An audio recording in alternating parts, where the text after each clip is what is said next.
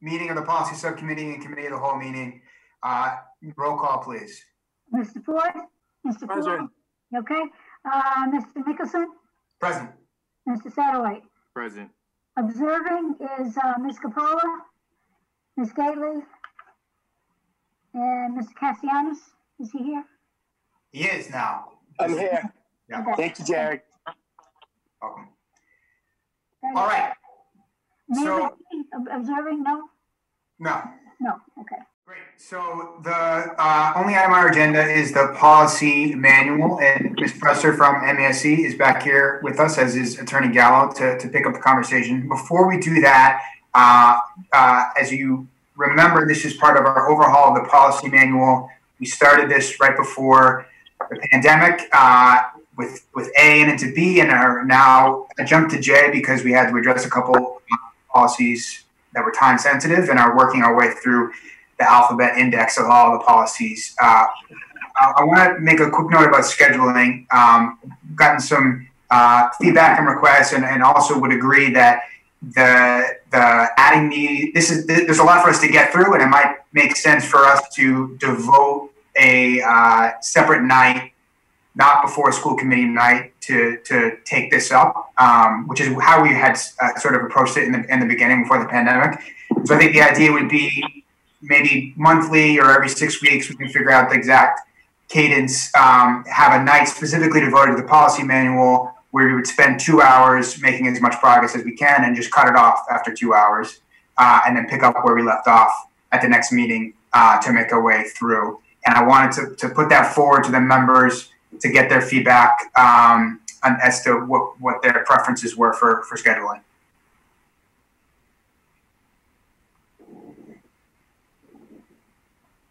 Mr. Ford? I think it's a good idea. I think we got a lot of ground to make up, and it's tough doing it just an hour at a time before a school committee meeting. If this is okay with Attorney Gallo, then I think it's okay with me. Great. Attorney Satterwhite? The same here. You know, we have other involvement on committees in the community, but we need to also get this done. We thought it would be about a year. I think we started last year, so we're definitely 6 or 7 months behind. And you know, this goes hand in hand with what we're trying to do with improving just our services. You know, obviously, good policy is the backbone to a good service. So I agree. Great. Awesome. So we will work with Ms. President, Attorney Gallo, and anyone else in the administration that is planning to join. I would assume Dr. Tutwiler, and then anyone who you would like to have from your team join us as well. And we'll start scheduling those dates maybe a month in advance. Maybe Ms. Jules can coordinate that so that we can make our way through everything here. Thank you. So I'm going to turn it back over to Ms. Presser to lead us through what she had sent. If you remember, we had that large packet of her notes and the policies to compare. What we did last meeting was approve those 2 time-sensitive policies, but then the rest of J is still open for our consideration. And Ms. Presser has prepared her review and recommendations, and as always, that's ultimately up to the committee to adopt and decide. And that is what we hope to do here as far as we can. One of the issues we talked about last time just quickly was around school discipline. And just as a reminder, that there are some other long-term efforts to address school discipline that are going to be reflected as we move forward here. And so I think we're trying to do our best to make these policies best practices while also being able to manage that long-term conversation and change. And so just keep that in mind. So, Ms. Presser. Okay, thank you. If you remember, last time we talked about the fact that Attorney Gallo and I really looked at all the Section J policies that were specifically related to discipline. So that's really what we're looking at. We're not looking at entire Section J, but just focusing on the ones that relate right to the discipline code and to discipline. So you have a memo, I think, that maybe Attorney Gallo, it's time to start some screen sharing so we can start to roll through these. Yes, so I'll go ahead and share that as long as that's okay to do. And I think the Deputy Superintendent Ruggiero may need to. Gotcha. Oh, Dr. Tutwiler. You're on. Great.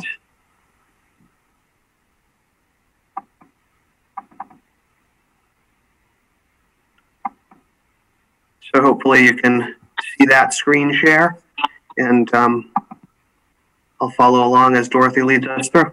And Attorney Gallo, if you could just give brief descriptions here and there of what you're looking at for those of the participants in the meeting that are on joining by phone. Absolutely. Thank you. Sure. Okay, so these are listed sort of in order of their sequence in the policy manual. So we started, the first one is JE, which is student attendance. And in looking at JE, we noticed that JH is also an attendance policy. JH has a date on it of 2019. So it's a policy that this committee reviewed very recently, and seems to be an overlap actually of JE. And in some cases seems to be a little bit in conflict with JE. So given that JH is a more current policy and actually clearer in some instances in what it describes about student attendance, I would recommend rescinding JE and using JH as your attendance policy.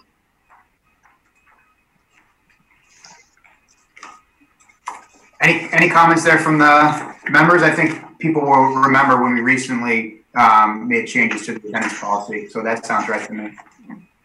There is one on JH. If you scroll down to G, which is the last letter in the policy, I would, in reading the policy as a standalone policy, G seems like I don't know what it connects to, and I don't know if a reader would know what it connects to. So I don't know if it makes sense to delete that letter G. What I think it relates to is if there are any other policies within, sorry, Attorney Nicholson, can I speak? Yes, please, Attorney Satterwhite. If there are any policies that reference any sort of grade reduction due to absence, that part of the policy is void, because what we did in this instance was if there were absences, the students within the first 3 quarters could do something to earn their grade back. Mm-hmm. But I guess it's not that clear, because one could read the previous policy, meaning the 2014 policy. Correct. I mean, that's how I was reading it. Yeah. And maybe we worked on this with Dr. Tutwiler, but that was our intention, right? Mm-hmm. Correct. So maybe clarify it up a little bit. Any other policy that contradicts the grade point reduction for undocumented absences is void. I think that clears it up. I wonder if we even need that section if we're removing the previous policy. But it's all the other policies, is because we haven't gone through everyone, so we don't know if there are other policies that talk about grade point reductions. Okay. Yeah.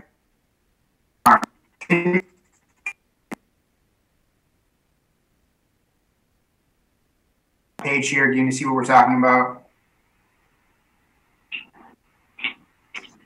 I'm looking at Section J analysis, discipline related policies only.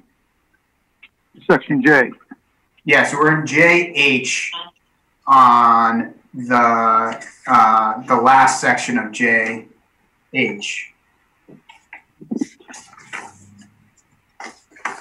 Right. Okay.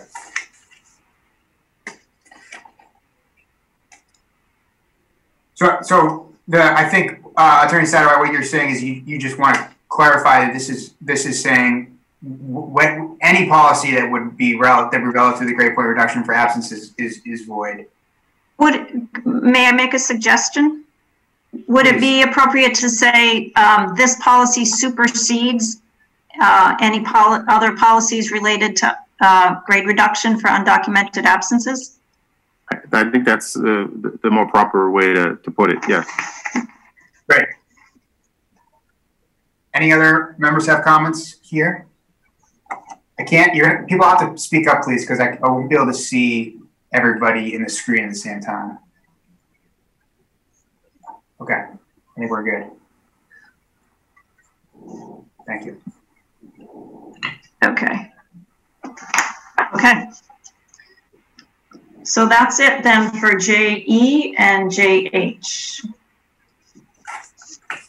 So the next policy in the list is JE-E, which appears to me to be a description of the responsibilities of a particular department, the Census and Attendance Department. It's the only place I've seen so far where the responsibilities of a particular department are actually in policy. So I don't know if it makes sense from your perspective to keep it in policy or as a policy document, or if there's another place that it should reside. And that's more my unfamiliarity with the structure of your various documents in the district. Dr. Tadler, do you want to speak to the utility of that section? Yeah. So you know, we don't have a census department. Just to be clear, I'm just reading really quickly. No, there's applicability though in the scope of activities and the personnel and the duties. I'm hearing Dorothy's, wondering as to why we have, the purpose behind having, the scope and responsibilities of a particular department in policy.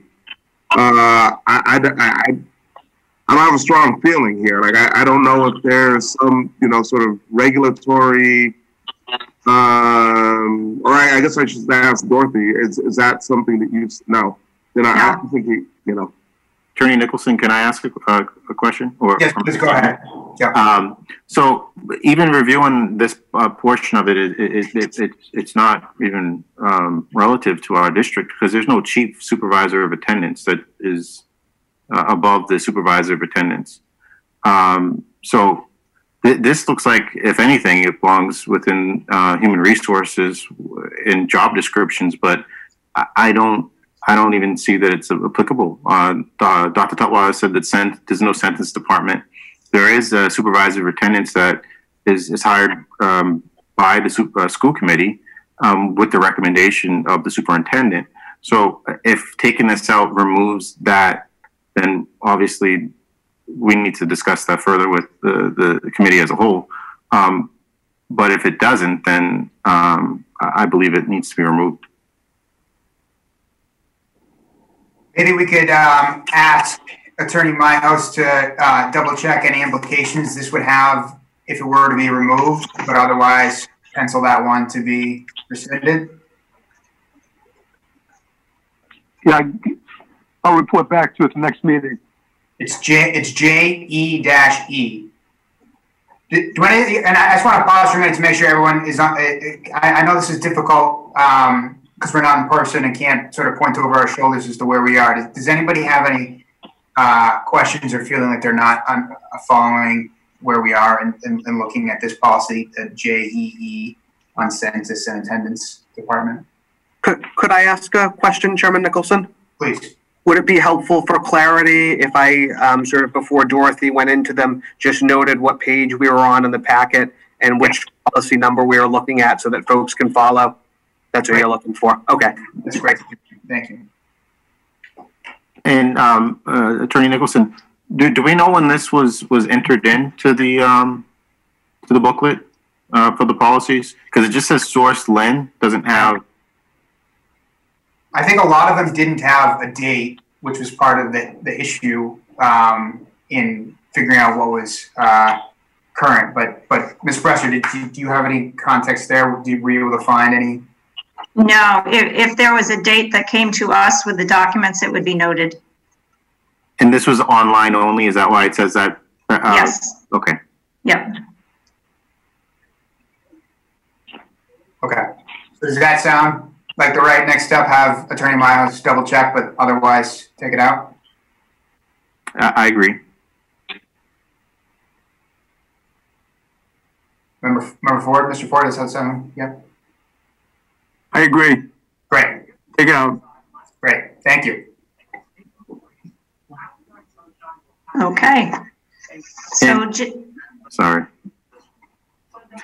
There's just one line, Attorney Nicholson, that I'm looking at in here, which is interesting, but it says that members of the department shall devote their entire time to the duties of their positions. So, you know, I can only imagine if Dr. Tutwiler asked someone in one of the supervisors of attendance or someone within these departments to do something different, they could go to this policy and say that that's not what the school committee allowed for. So yeah, that's interesting to have it in there. Yeah, yeah, no, that's a good point. Great. All right, thank you. ready to move on? Ms. Presser, yes, please. Okay. So JE-R also is a student attendance policy. And I would recommend that this policy also be rescinded. The legal references are all accurate, but the number of allowed absences in the policy seems to conflict with the JH that we just talked about.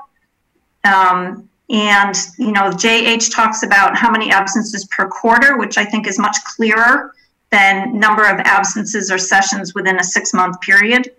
And it seems to be a sort of a mix of rules around attendance and requirements of the administration around attendance.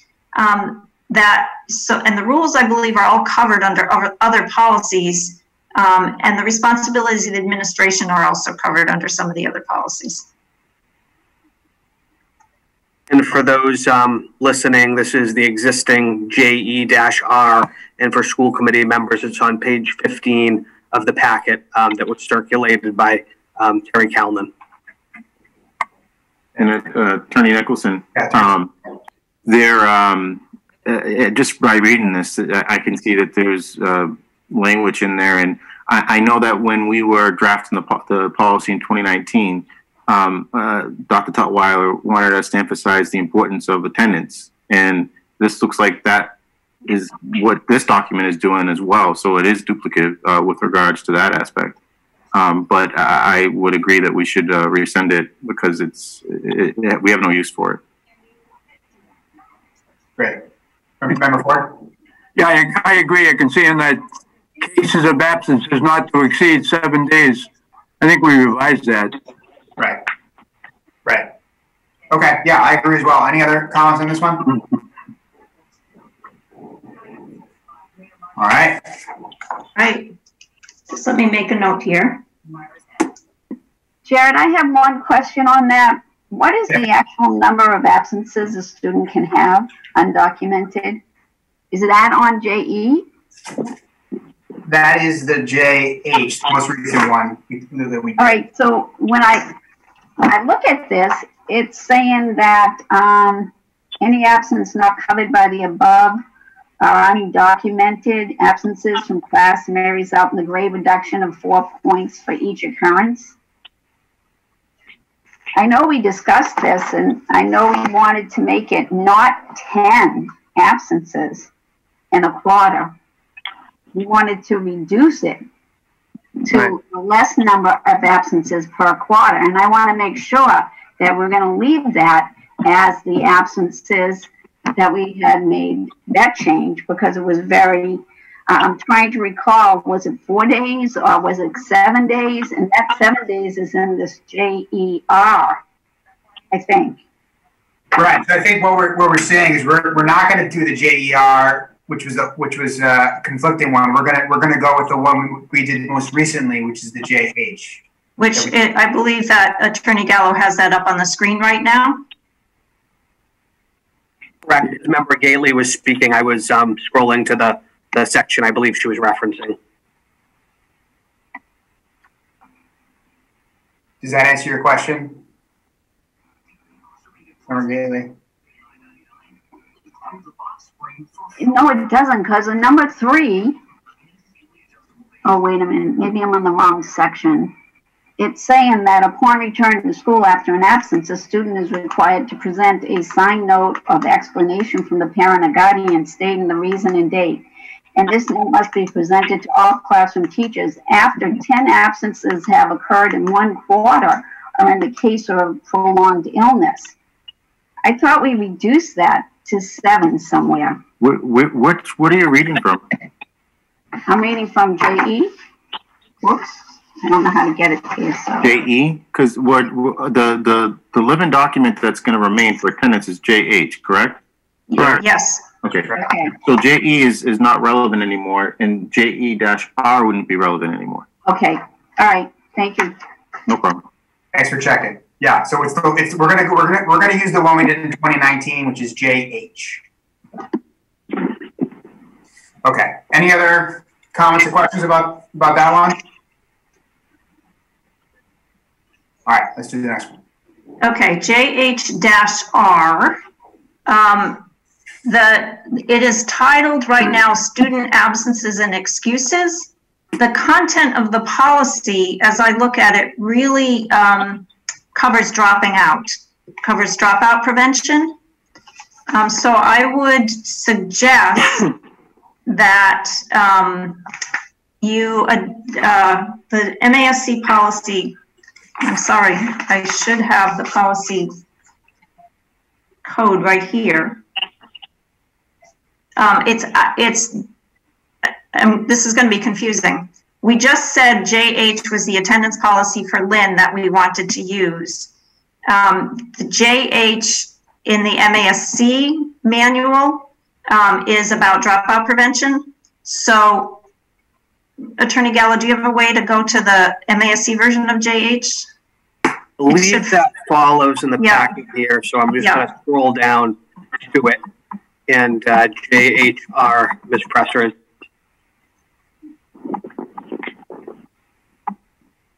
Okay.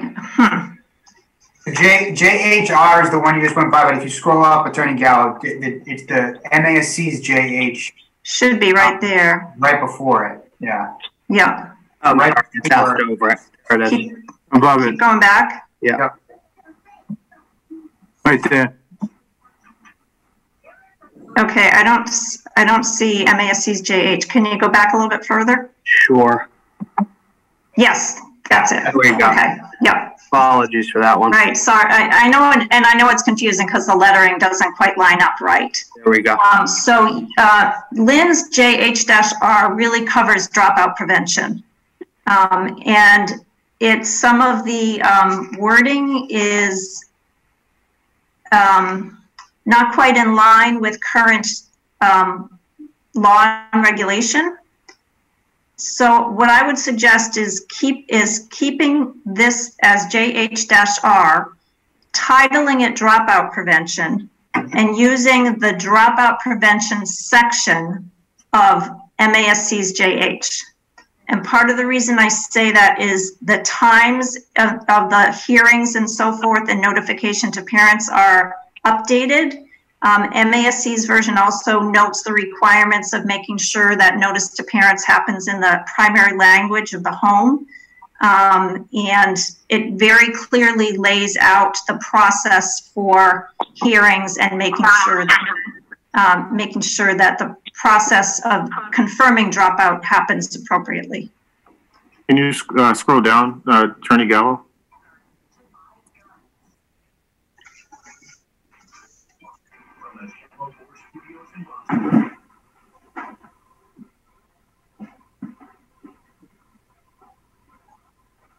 And it's recent, from 2019. Yes. Yeah. So Attorney Nicholson, it looks like what the request is not this. So you want to keep the student absence notification program in place too here? Dorothy? Sorry. Yes. Okay. I have no issue with that. Okay. Dr. Tutwiler, does that look consistent with your approach here? Does. Great. Mr. Ford? Good. Awesome. Any other comments?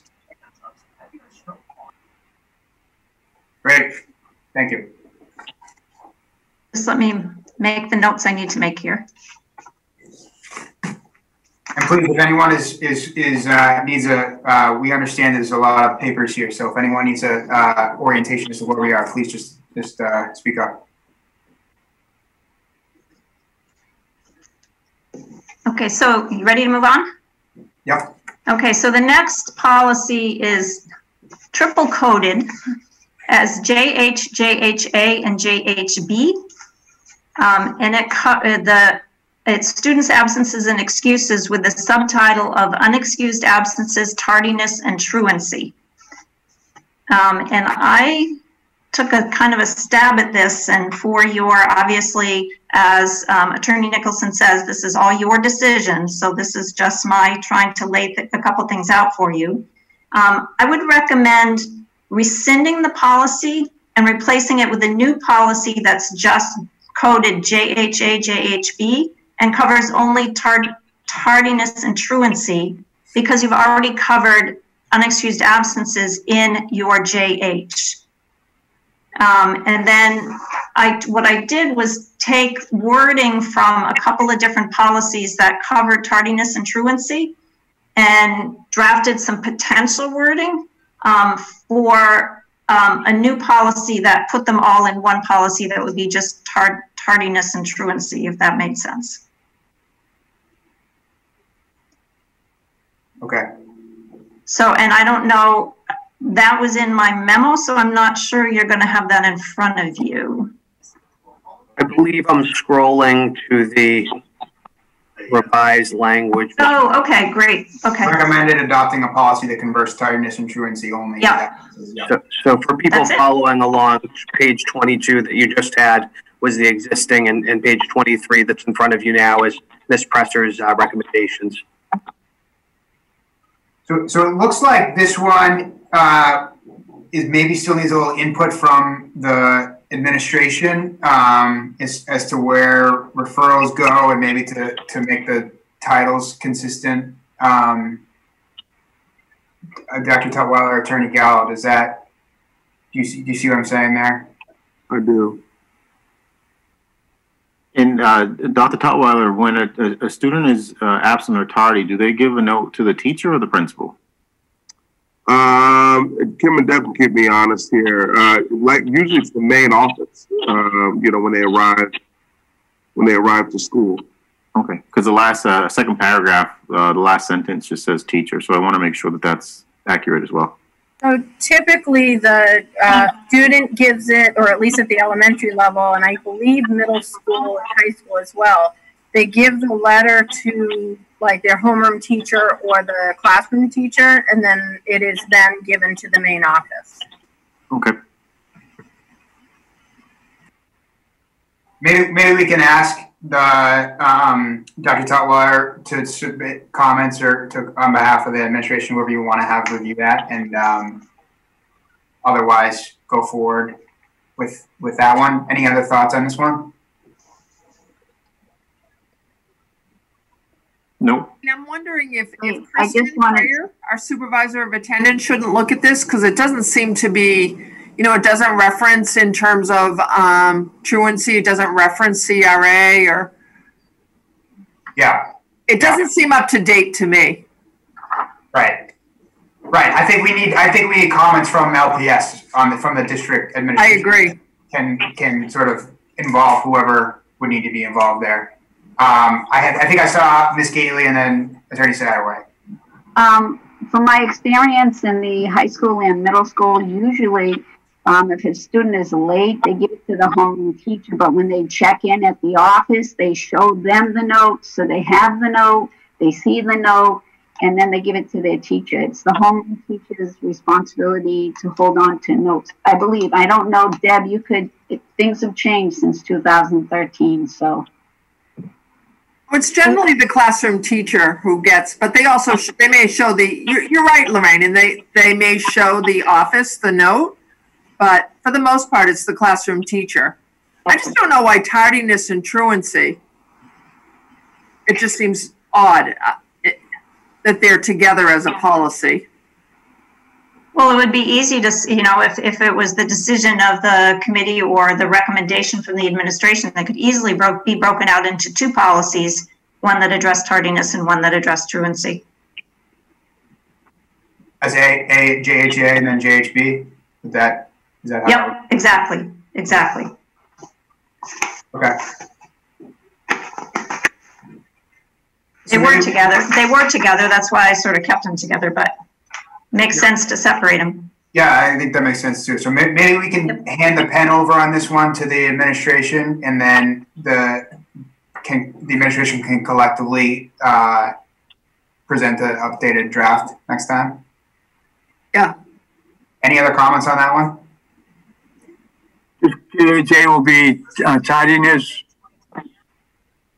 Yep. JHB will be truancy. Exactly. Okay, thank you. Yep. So then we've tackled the standalone JHB already with that discussion. So we can move on to JI. So what I found, just let me make sure I've got the right thing in front of me here.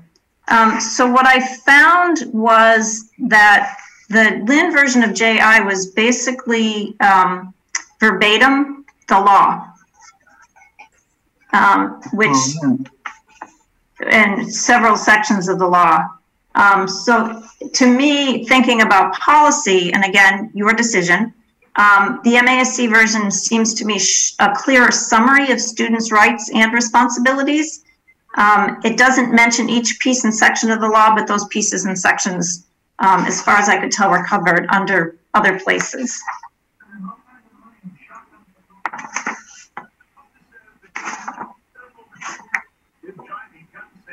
So do people see what there's the JI that says recommended rescinding this Lynn version and adopting MSC version below, and it's written out in sort of long form. And then there's the JI from MASC, which is numerated, that Attorney Gallo puts up on the screen, that Ms. Presser is recommending over the Lynn version. Does anybody have any comments on that?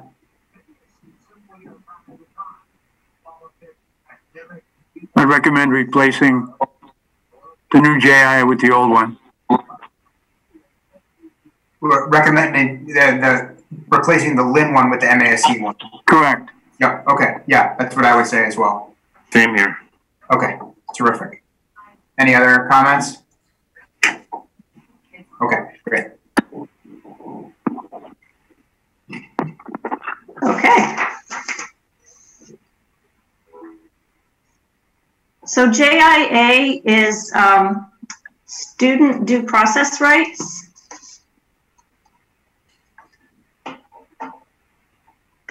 Just catching up on my notes here. So the MASC version lays out the whole notification process that's defined in law and regulation for disciplinary hearings in a different manner than the Lynn version. And I believe is quite up to date in terms of laying out all the hearings and all the steps for suspension and emergency removal and so forth. And there's a couple of things that have changed which aren't reflected in the Lynn version. In some of the suspension hearings now stop with the superintendent and don't go on to the school committee, or suspension hearings stop with the superintendent. And some of the expulsion hearings would stop with the superintendent as well.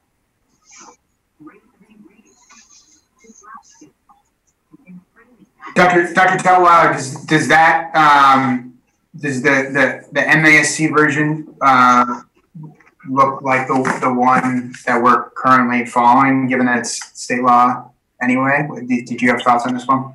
Yeah, we pretty regularly update and do training for principals with our partner attorney around suspension, expulsion process, and so forth. So our processes have evolved. We may have left the policy behind, but I'm just looking here. Much of what I'm seeing aligns with what we do. Great. I have a question. Please go ahead, Member Gailey. Yeah. As I'm looking through the suspension policy, and I'm thinking about what I have on the agenda to have remote days, is this where I would like to see that when a student has to do a home suspension, that home suspension is actually remote learning, so they don't lose time on task, even though they have to stay home. And now that they know how to do remote, they could actually be zoomed into every class and not lose time. So our suspension rates would be low, but we would be able to still be able to separate the student because they cannot behave in the classroom, or for whatever reason that they need, emotionally having a breakdown or whatever. So I don't know where exactly I could put that in this policy, but I think somewhere in here we need to do this, Dr. Tutwiler and the deputies and my rest of my school committee members. That's my thought. I don't know, we haven't discussed it, but somewhere in here I'd like to do that about suspension. So if they're at home, they're not sitting at home playing video games, they're sitting at home working remotely to get their education. Yeah, that's a great point. I think this is the process before you get suspended, but definitely we should find the right place for that. Dr. Tutwiler, do you want to speak to that? Yeah, in some ways, I don't disagree. I mean, we've got new tools and new abilities that we didn't have in the past, and certainly, depending on the issue, I mean, sometimes removing the student from the classroom community is the right thing to do. But we now have the ability to set up asynchronous lessons and things of that nature. And so there are some ways to approach that. That's something we can look at developing. Great. Thank you. Awesome. Okay, so just before we go on, it looks like the decision is to adopt the MASC version of JI, of student discipline. Yeah, I think I just heard Member Ford say yes, and then Attorney Satterwhite. Does that sound good? Yes, it is. Okay. Great. So just to be clear,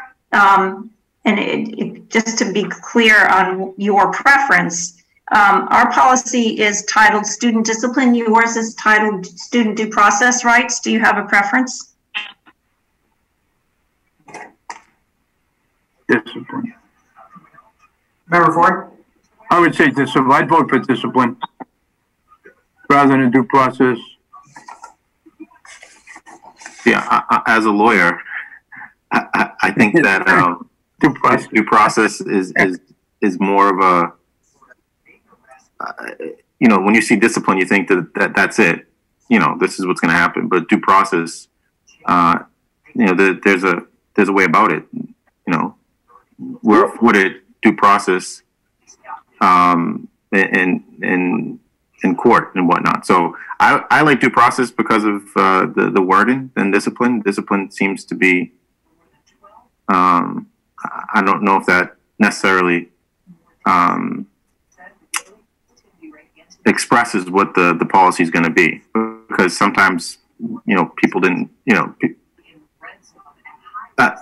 you could be accused of something like I was in high school and I didn't do it. And had I known about, I was disciplined before I had my due process. I'd rather there be an actual step. And I have personal experience with Lynn Public Schools in this aspect of it.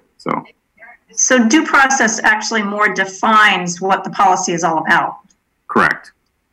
What if we said something like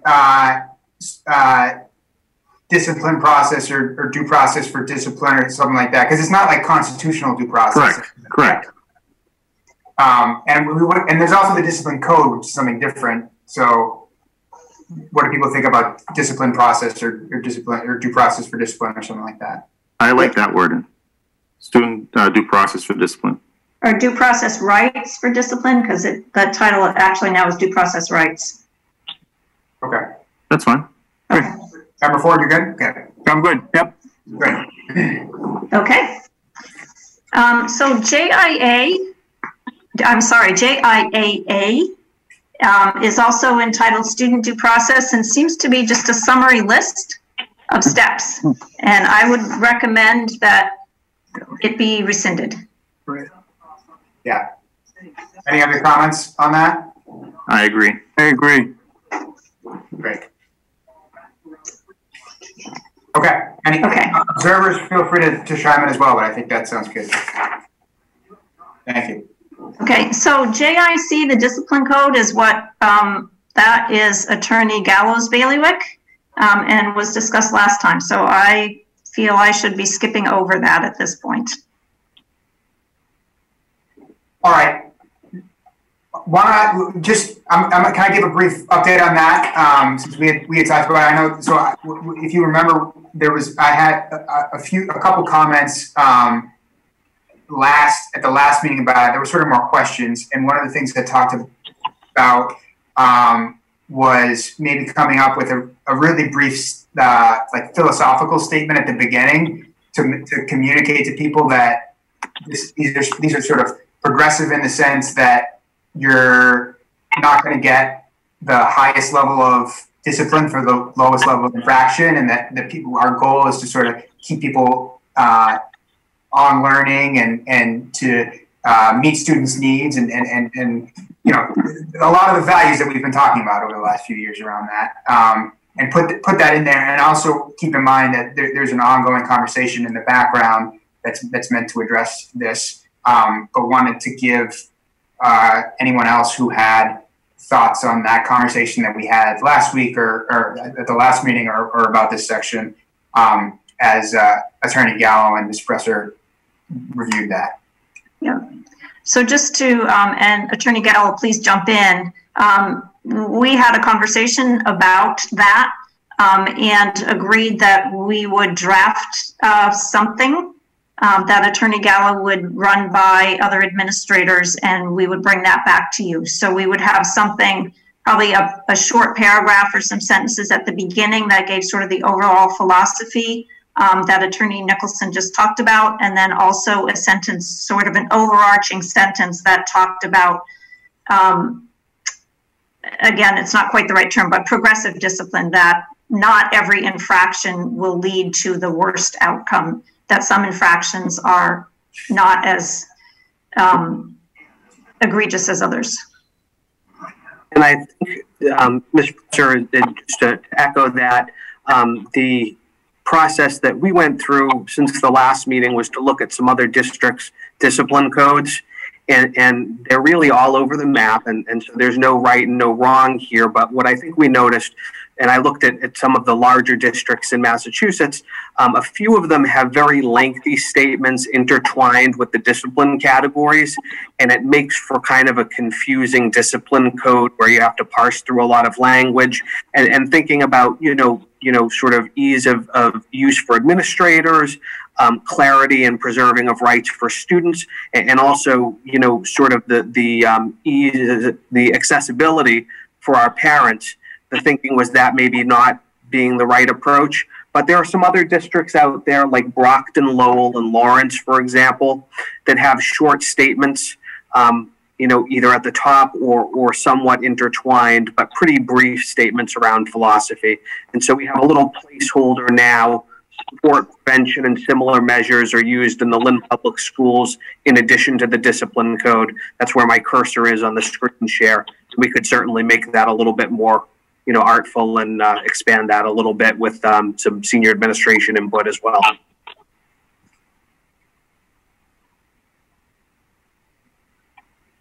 Would invite comment from any of the other members who have thoughts on this. I know Attorney Satterwhite just shared a little bit about an experience there. This is, I think, sort of along those lines, or Dr. Tutwiler as well, if anybody wants to comment on that.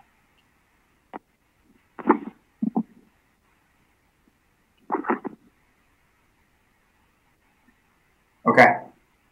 Yeah, sorry. Can you hear me? Yeah, yep. Okay, sorry. Yeah, I agree with Attorney Gallo. I think the easier we having a lot of words just there doesn't make the difference. It's whether or not someone can comprehend and understand it.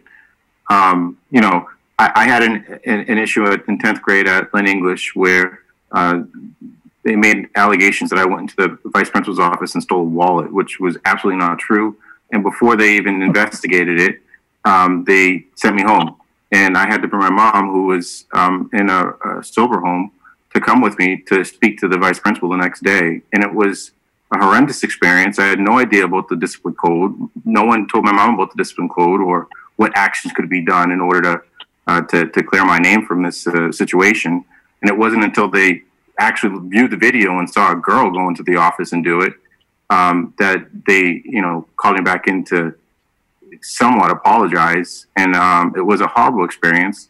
And we need to let students know that there is a process. We need to let families know that there is a process. And, it's just not going to be abused in a way to quickly, to quickly get to the punishment without having steps taken to assure what you are accusing a student of is taken. And then once that's done, what rights that parent and that student has to go before someone. And I think that what Attorney Gallo said was good. And it's forever in my head, and it's obviously something that I have to swallow when I talk about, because it was not a good experience, and I would not want any other student to go through it. Thank you for sharing that, Attorney Satterwhite. Any other thoughts on this, or we'll just review it when we have the updated draft? I agree. Make it as simple as we can. Perfect. Okay. Well, this is a little bit of a good lead-in to JIC-E, which is entitled Student Discipline with the subtitle of Preamble, which leads me to believe at some point it may be was in front of the discipline code. I would actually recommend rescinding this. It's more a philosophy than a policy. And it's a little bit all over the board. The last sentence talks about being encouraged to participate in student government, which doesn't seem to have much to do with student discipline. But it does talk about, the sort of the being a community, and I think some of the things that you want to get to in some of your policies. So there might be a few nuggets that we can take out as we're thinking about what are those paragraphs that we were just talking about. But I would actually recommend as policy JIC-E that this be rescinded. All right, Nicholson, I think that there are good statements in here, but again, is it policy or is this a vision? Is this like, if student government, which is not as big as it is around the country, if it becomes a big thing in our schools, I would say that if they want some sort of voice in disciplinary situations, then that's something that we would need to talk to Patrick, Dr. Tutwiler and the administration about, because this is a preamble, I'm assuming in past there were sections that allowed student government to have some say at the table with regards to disciplinary actions, but I don't think that it's necessarily needed. Since this time, I'm assuming a lot of the stuff that we deal with discipline is laws, and it's enacted by the legislative branch. Is that true, Dorothy? That a lot of the disciplinary. Yeah. But it's still some of this. As I say, to me, it seems philosophical. That what you're trying to build is a community in the schools, and respect for other people, respect for the buildings and so forth are expected, and things that don't show that respect might result in discipline. Yeah. So that's where I get to sort of the philosophical, and some of it might weave into what we were just talking about before this. Yeah, I think that what Attorney Gallo had said that he's open to present could address some of these issues. Mm-hmm. Mm-hmm. Yeah. I also, can I speak? I think I saw Member Gately and then Member Ford. Did you have something as well? No, I just agree. I think it sounds more like a vision statement than a policy, and I think we should rescind it. Thank you. Okay, Member Gately. Reading this over, I believe that this was made to allow students on the high school level to express themselves about that discipline code. They would have like a student government. They would discuss what the discipline code is. They would discuss how they would like to see it changed, and then they would go up to the school committee and maybe mention it. But it was a long, long time ago, Dorothy, that they did this. So I don't know.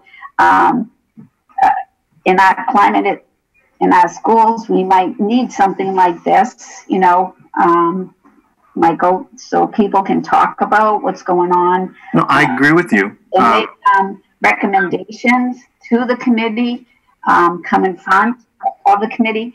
But I don't know about this preamble. So but that, I think, is the understanding. I just wanted to convey what I think they meant by this.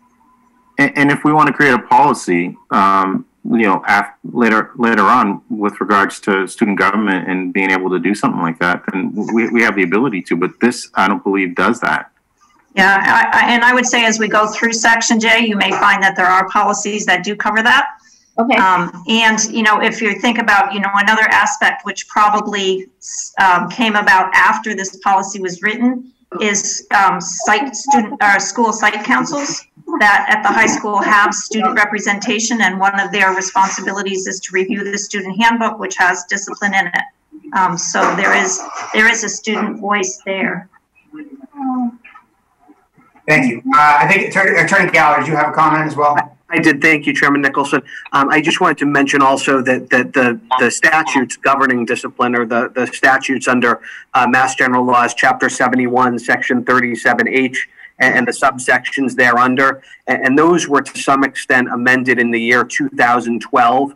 And I think that this policy, safe to say, predates those amendments, and certainly some of the things here, as well-intentioned as they may be, I think they probably are not in compliance with the statute at this point. Great. Okay. Any other comments on this? I think we're just about at the end of our time anyway. And I would agree with everything that was said. I think there are some good notions in here, but when we do turn to the conversation we had just previously about the communicating the philosophy and the discipline code, I would definitely hope that we can tap into some of Dr. Tutwiler's philosophy on this and the way he's talked about it. That's an ongoing conversation we had and have had in the last couple of years. But yeah, I think that makes sense. So we would rescind this one, JIC-E. I know we're almost at the end, but can I just ask one quick question about the next policy, which is student dress code? To me, I think it's something that bears a good conversation. Would the committee want me to perhaps go locate and bring us some examples, some other dress code policies for you to look at, or maybe do that together with Attorney Gallo? Yeah, I mean, I know this is one that we on the committee have certainly gotten feedback from constituents, particularly students, on, and so it's definitely an important one. And so, I'll let other colleagues chime in if they have thoughts here, but I think any sort of sources would be helpful to try to find the best solution. This is a very important, Attorney Nicholson, this is a very important part of the policy, I believe, and I think the more information we have, the better. So I would love for Attorney Gallo and Ms. Presser to look around and to come back with some suggestions. Yeah, I agree as well, Attorney Stadwhite and with Attorney Nicholson. I do think this is a very important dress code and something and policy constituents have been bringing this forward. So it'd be good to see other sources. Okay. I agree too. Great. And Member Ford? Just, this has been, as Brian just said, it's been a hot button issue over the years that I've been on the committee. The students are very interested in it. I think we should have as much resource as we can. Great. And so that all makes sense. So that would be great to pull examples. I would encourage members who have particular thoughts. I'm sure Attorney Gallo and Professor would be happy to hear particular suggestions you have. We have to be careful, obviously, about open meeting requirements as far as talking about it among us, but in terms of getting a centralized way to get your comments in. And then, it might be an opportunity to involve student representatives from student government as well, given the topic. All right, I think we're at the end here, unless anyone else has a pressing comment they'd like to add.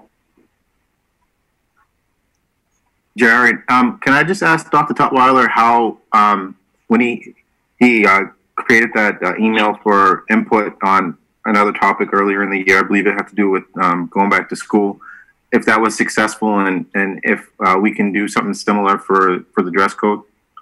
If it's overwhelming and he wasn't able to utilize it in the way that he wanted to, then I wouldn't want to do the same for this. I'm sorry, go ahead. Go ahead. No, if you're talking about a simple or standard survey, I mean, it would be a lot easier to do now than probably ever before, given access to technology and things of that nature. We have SurveyMonkey. I think that would really be a good idea. I think student voice here is really important, and I'd love to see that brought to bear on the decisions related to this policy. I agree.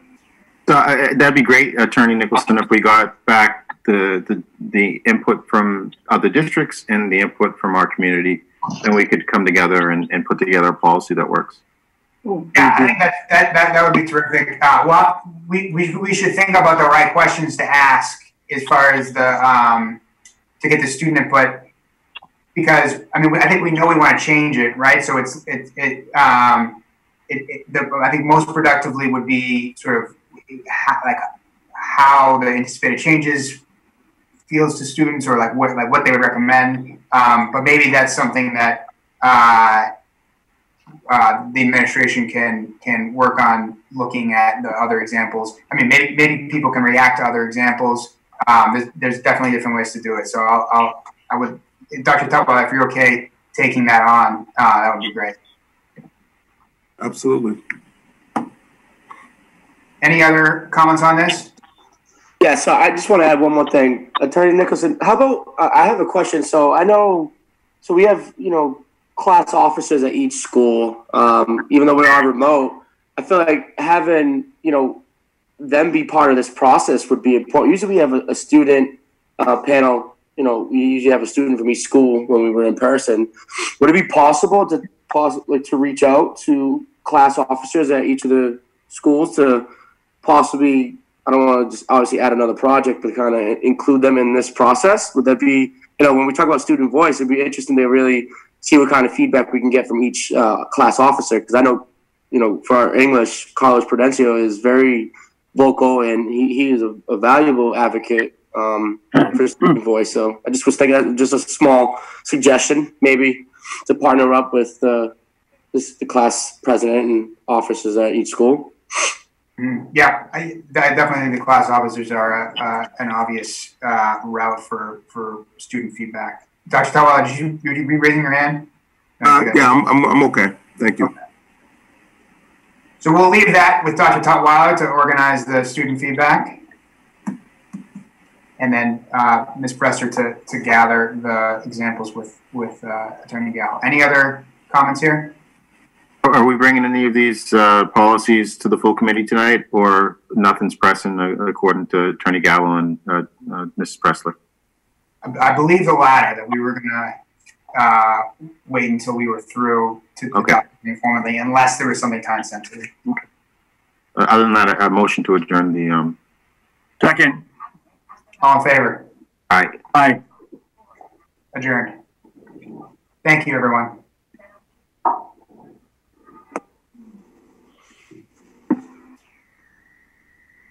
Donna here? Yes, I'm here. Hey, Donna. Hello. Something's up in front of my screen here. Maybe it's. Good to see everyone. Good seeing you. Thank you. Have we going Take to care, everybody. There you go. Thank you. Thank you, Dorothy. Okay. I'm going to call the personnel subcommittee meeting and a committee of the whole meeting to order. Roll call, Nan. Oh, where is she?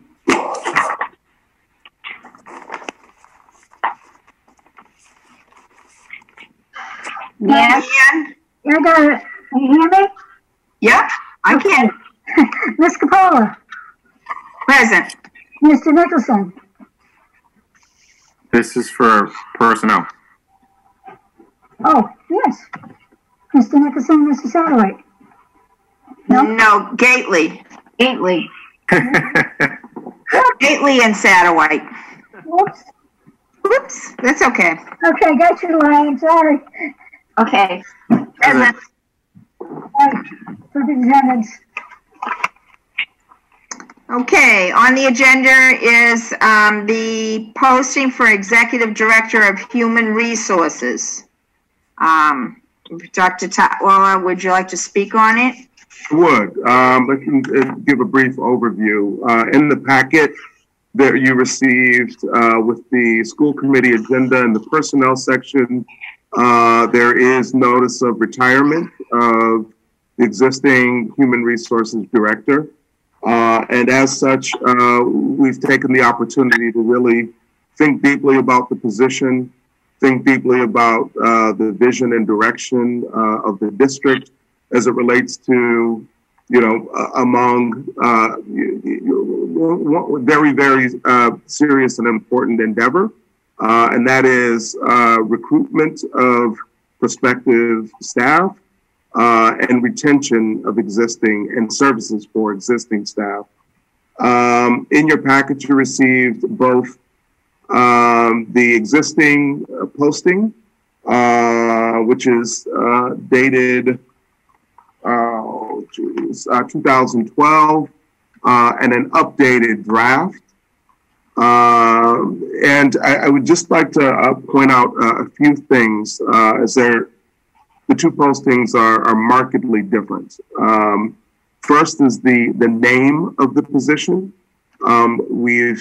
I'm recommending a change to the name of Executive Director of Human Resources. And tied to the name change is a pretty significant broadening of the scope and responsibility of the position, but also the requirements and experience that we're expecting the potential candidate to have. Just to point out a few of those, we're looking for someone to bring, significant experience, preferably in an urban environment, 5 years plus. Relative to qualifications, we're looking for an individual who is experienced and practiced at facilitating the implementation of initiatives, self-analysis and evaluation of the existing operation, and someone who has, a real vision for what a successful human resources operation should look like. As it relates to the expanded scope of responsibilities, from a high standpoint, we really see this as, potentially recapturing parts of the human resources operation that have moved to other departments, and that's in part a capacity a challenge, but also sort of thinking about how we can do things differently and better. We're looking for, a person who can, develop a strategic plan specifically for that department. We've got one for the district, but we're looking for someone to come in who has skills, a background and experience in, sort of understanding where the district wants to go and seeing really clearly how the Human Resources Department can play a pivotal role in getting us to achieving our objectives. So there's also a change in the salary. The base salary in the existing posting was $91,000 to $98,000. I'm proposing a pretty significant shift to be aligned with what this position pays or close to it in districts like ours, Lowell, Rockton, for example. And so we're proposing what would have been the existing base salary for an executive director position in the Lynn School Administrators Association. That base salary is $128,000. So I'm proposing that as the bottom, and then the top would be the lowest salary of an existing executive director. I'm happy to answer any questions you have about our thoughts related to this position and the changes that we've made. Just a quick thing, Donna. Yes. Dr. Tatwala, this is going back maybe 2 or 3 years, where within the last page of our job postings, it references laws and statutes and whatnot. Mm-hmm. I brought it to the administration's attention a few times that the law that we're referencing doesn't exist. It's from a long time ago, maybe 10 or 15 years ago. This chapter and this section might have existed, but it doesn't. So if you go to chapter 39 and look for this particular section, it's not going to be there. So I provided it to Tom before our secretary of the school committee. So if we can just make sure we're referencing the correct things, that'd be great. Deal. May I? Yes, Lorraine. So I have this wonderful PowerPoint that Dr. Tatwala gave us, and I have the new proposal. So one of the things that I would like to see is, number one, change to just master's degree or higher. Not strongly preferred, because that suggests that you don't have it, it's just preferred. And for such a high-paying, high-level job, I think we should have at least the master's. Under number 10 in technology, I just am like, I'm reading Microsoft, PowerPoint, Excel, and we're missing Google. I want them to have some knowledge on Google, because this district is going to be using Google, in my vision, in the future, like everybody else does. And then I have a question about number 11, experience with Munis. explain Munis to me, Dr. Tutwiler. I get that confused. I'm going to have the expert do that for us. Kevin? Yes, Munis is our financial system, but it's also our HR system as well now because they're intertwined. We still have like what we call e-school finance, and we use human resources with input in that, but now we're migrated over to Munis, which is our financial payroll system. But it also has a HR module, which we purchased a couple of years ago when we upgraded with the city. So it actually, everything's in one database. So it's really just, putting everyone's name, all their information when you get hired into one database. So that just happens to be our system. All right, Kevin, sorry. If we want experience in Munis, how worldwide or how widely used is this by other districts or other companies so that we can, like if we're putting that down as a qualification, how many people have that qualification? Is it just our district or is it many districts or is it statewide? Actually, Munis is probably the #1 most used system across the country for the municipalities because it's the, I worked in other districts and we used it, but we also used another different version too. It's really set up for municipalities because on the city side, everything they do from collecting taxes and everything else, it's perfect for them. So they actually migrated it more towards now school districts too to try to capture a complete audience. But I believe the posting also says and/or other data and analysis. So, I mean, if they have some type of database and entering things into it, it's not something that you can't, with some little bit of very minimal training, to be shown how to use it as well. Okay, I just wanted to make sure that we're not limiting people that want to go for the job from outside. So I see it. That's all my questions for today, Donna. Are there any others with questions? I have a question. Jared. Yes, Jared. Thank you, Dr. Tutwiler. I definitely understand the goal here and the vision and the need, and I really appreciate that. I was wondering if anytime this would be an investment in leadership, right? And the kind of leadership that you're looking for and an important function that the district has, which is sort of its people. And I think it's helpful for us as the decision-making body for the entire district when we think about making an investment in leadership. We think about how that sort of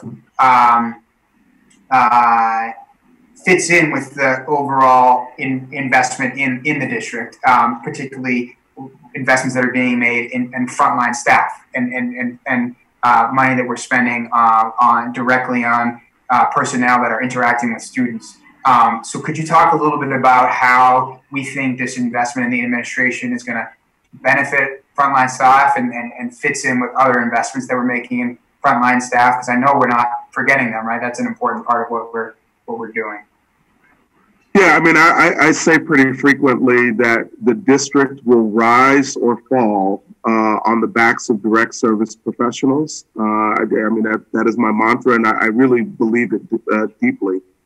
But I'd say at the same time, the extent to which we are supporting their efforts, rigorously and consistently, looking for ways to support them in more meaningful ways, whether that's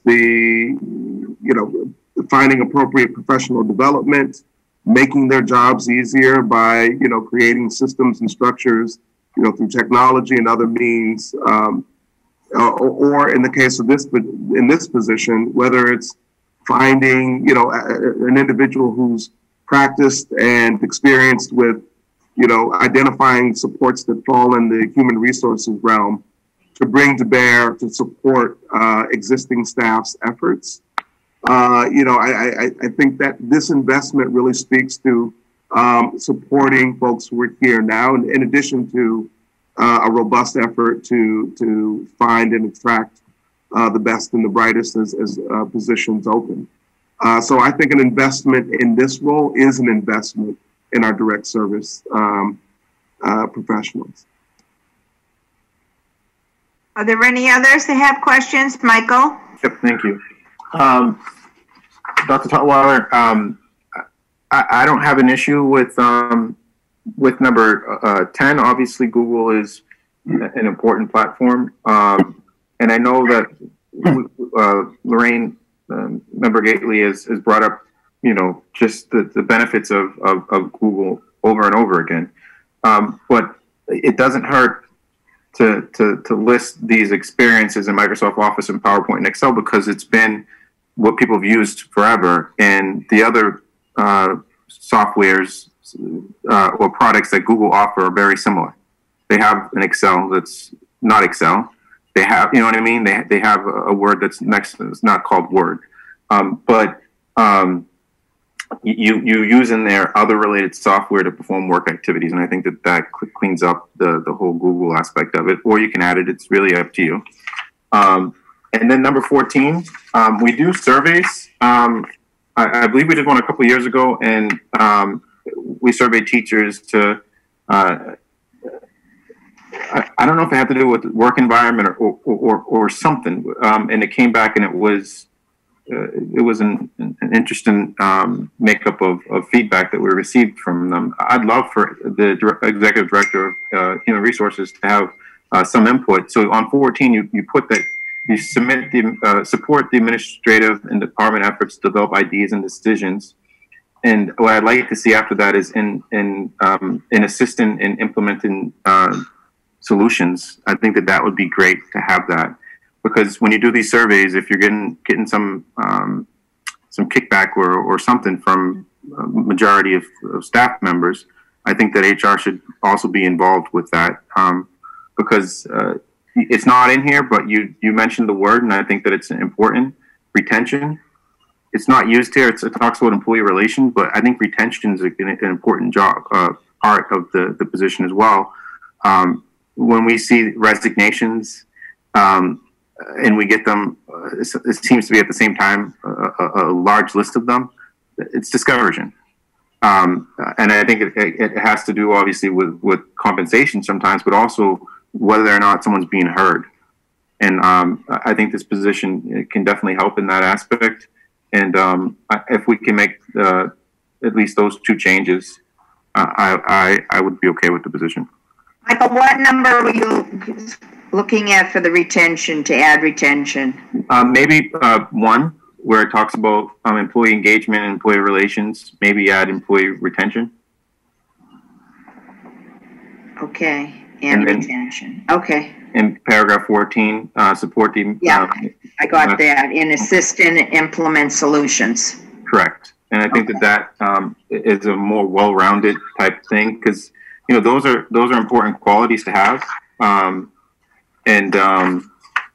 Obviously, I've said it before, with this type of pay and this type of responsibility, I would hope that a master's degree is required. My reading of that was master's degree or higher would be strongly preferred. So if someone had a doctorate, that'd be great as well. But I would hope that we wouldn't go below the master's degree. So if we need to be more specific there, then that's good.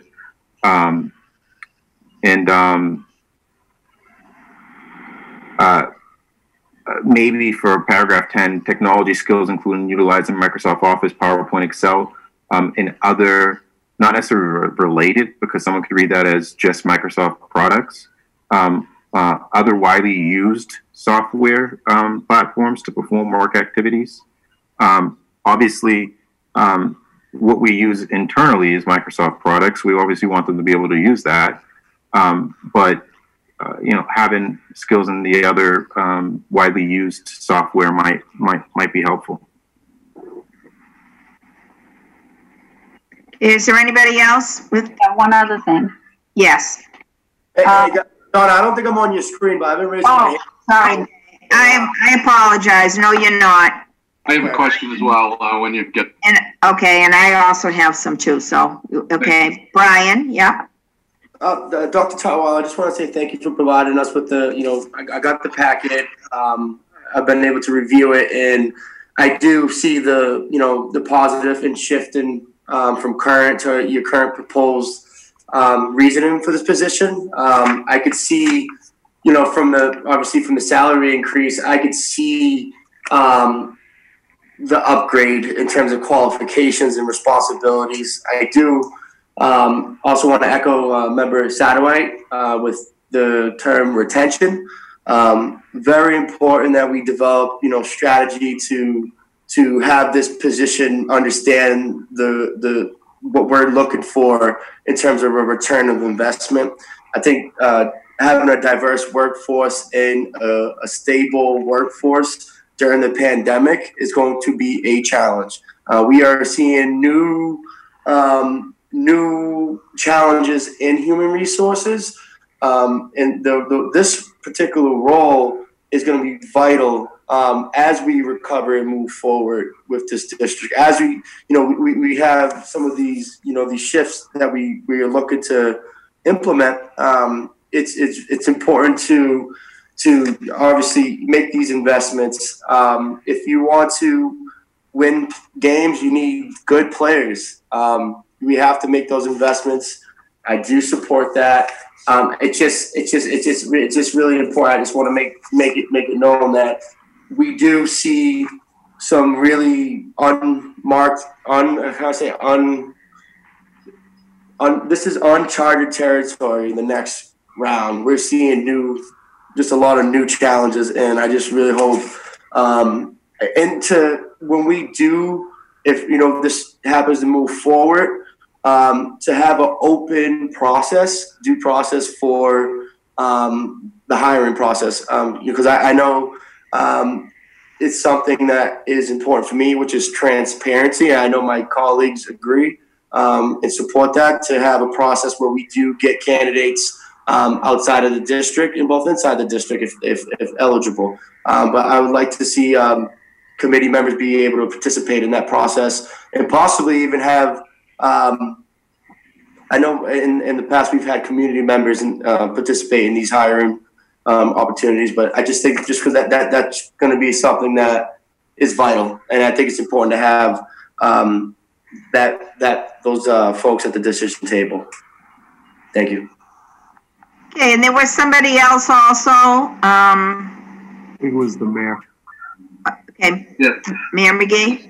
Thank you. Probably a comment. Thank you, Member Capola. Probably a comment more than a question. I think this is a key position, so I support this wholeheartedly. I think Dr. Tutwiler clearly made the point on this is such a supportive position in terms of the staff retention, many of the things we're talking about. So I think both the position is timely and important, and probably one of the key positions in any organization. So I think, and particularly with this being a key position both in the public realm as well as the private realm, I think in terms of the dollars that are being proposed, I think are appropriate, and not only if you reflected on what kind of pay other like districts, executive directors of human resources would be paying, but also if you looked at the private sector, this is a very important position that is, I think, recognized from any business, particularly from small to large. So I think it's an important position that will be able to support the operation, support the employees, make sure that that all of the things that are listed, I don't want to get into them in detail, are important pieces of what a really robust organization is involved with. And I have a little different perspective related to whether it should be masters required or preferred, and I think strongly preferred would be my perspective. And I think if you look at the history of where human resources has come over the last 15 or 20 years, people that were working in different organizations and developed the skills and working directly in different organizations, developed the skills and the understanding and learning about what human resources really has been as it's evolved over the last probably 20 years. And we've watched it either from public schools, but just as importantly, I think a cross-section of the business world, that people that have started or worked in certain jobs have really evolved and gained the skills potentially without having a master's degree that outweigh what someone with a master's degree may have. So I think, and I do believe that we should not limit someone that may have had the experience and worked from the ground up and really understands all the different places and positions and benefits and resources that are important and to understand when you're working in these jobs.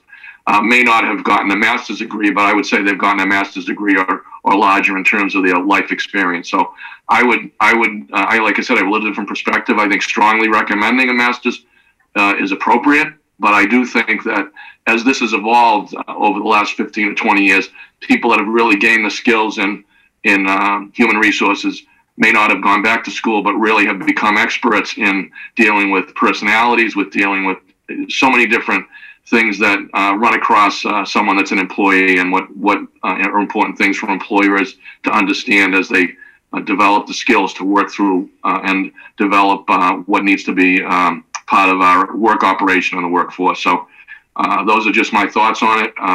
Like I said, I think this is a great move forward, and hopefully we'll get some really robust candidates to step into what I think is a really important position in supporting the operation of the schools. Just as importantly, working directly with those that are providing the service every day to our students, to know that they have a human resource department that they can really depend on, and a executive director that understands their needs.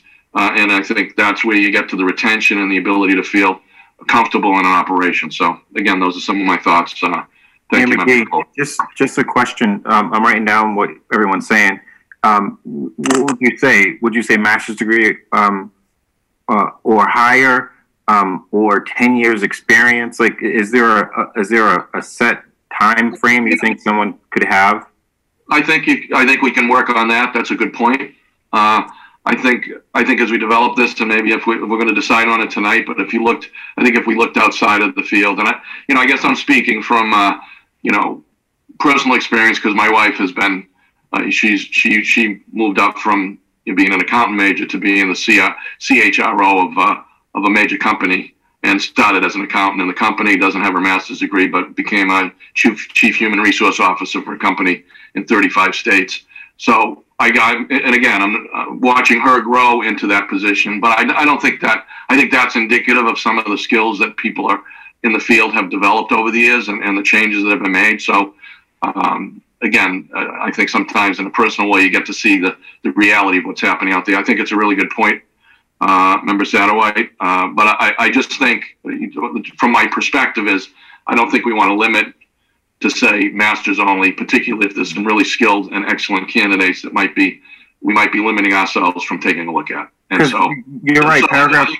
I agree. Maybe we expand on what the experience would be related to that. Paragraph 2 says 5 years, which is good. So I think that if we leave it the way your suggestion, paragraph 2 pretty much saves us to make sure we're not going to get someone that doesn't have any experience, because paragraph 2 says 5 years experience in school department or human resource position. So I agree that there's additional language in here that could help find someone that might not have that master's but has the experience.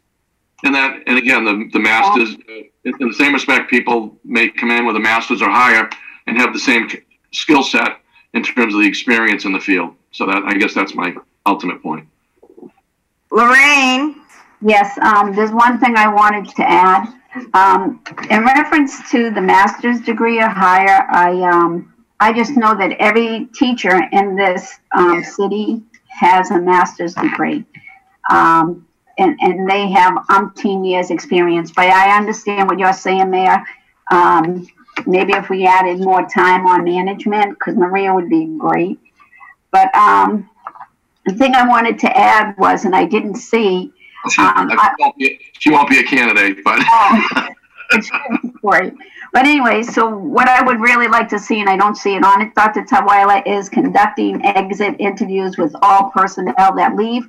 So we know that should be part of human resources. So when they leave, we know why they're leaving. So we can retain teachers. That was my thing. I'm done. Well, yes, John. I just want to chime in on what the mayor said. The committee knows I have always advocated for asking for a degree, but making it strongly preferred. My fear is we could have a candidate that has 20 years human resource experience, a valuable candidate, and he wouldn't get the job because whether it was family or finances, he didn't get that piece of paper. The piece of paper doesn't make you more qualified. I think by putting strongly preferred we now look for that candidate. But if you get someone that comes along that's a real gem, you don't preclude him just because he doesn't have a piece of paper. Okay, is there any other comments? I just have some questions. This superintendent, this executive director of human resources will eliminate the director of human resource title and job in our budget? Correct. Okay. And on number 12, all of the laws and regulations, I would like to add civil service regulations, because we do have many that fall under civil service regulations. Is that fine with you? It was under the director job, and we do have a lot of civil service, so I think that it's important to have it there. Sure. Is there also on responsibilities on number 8? The old job had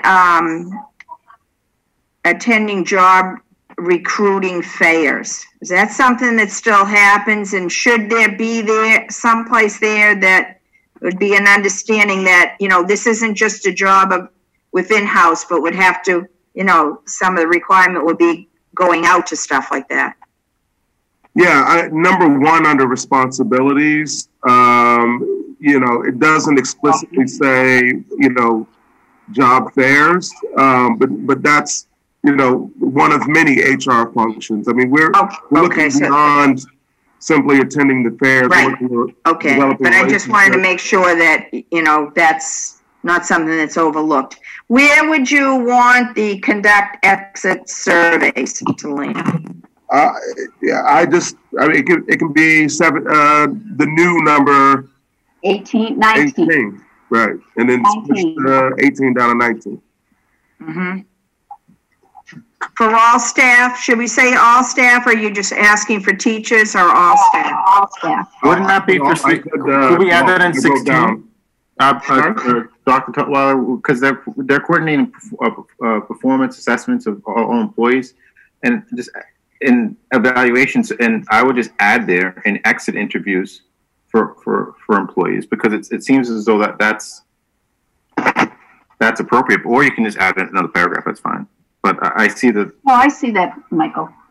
I see that. Just add it there and conduct exit surveys. Okay. Interviews. Conduct.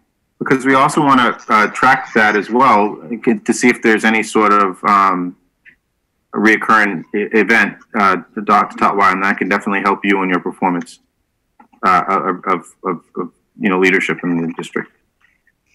Okay. And in regards to the masters, I have to say it's got to be a master's. I mean, if we couldn't find a candidate, and we had then candidates came forward that had the experience, and we could come back and add 10 years.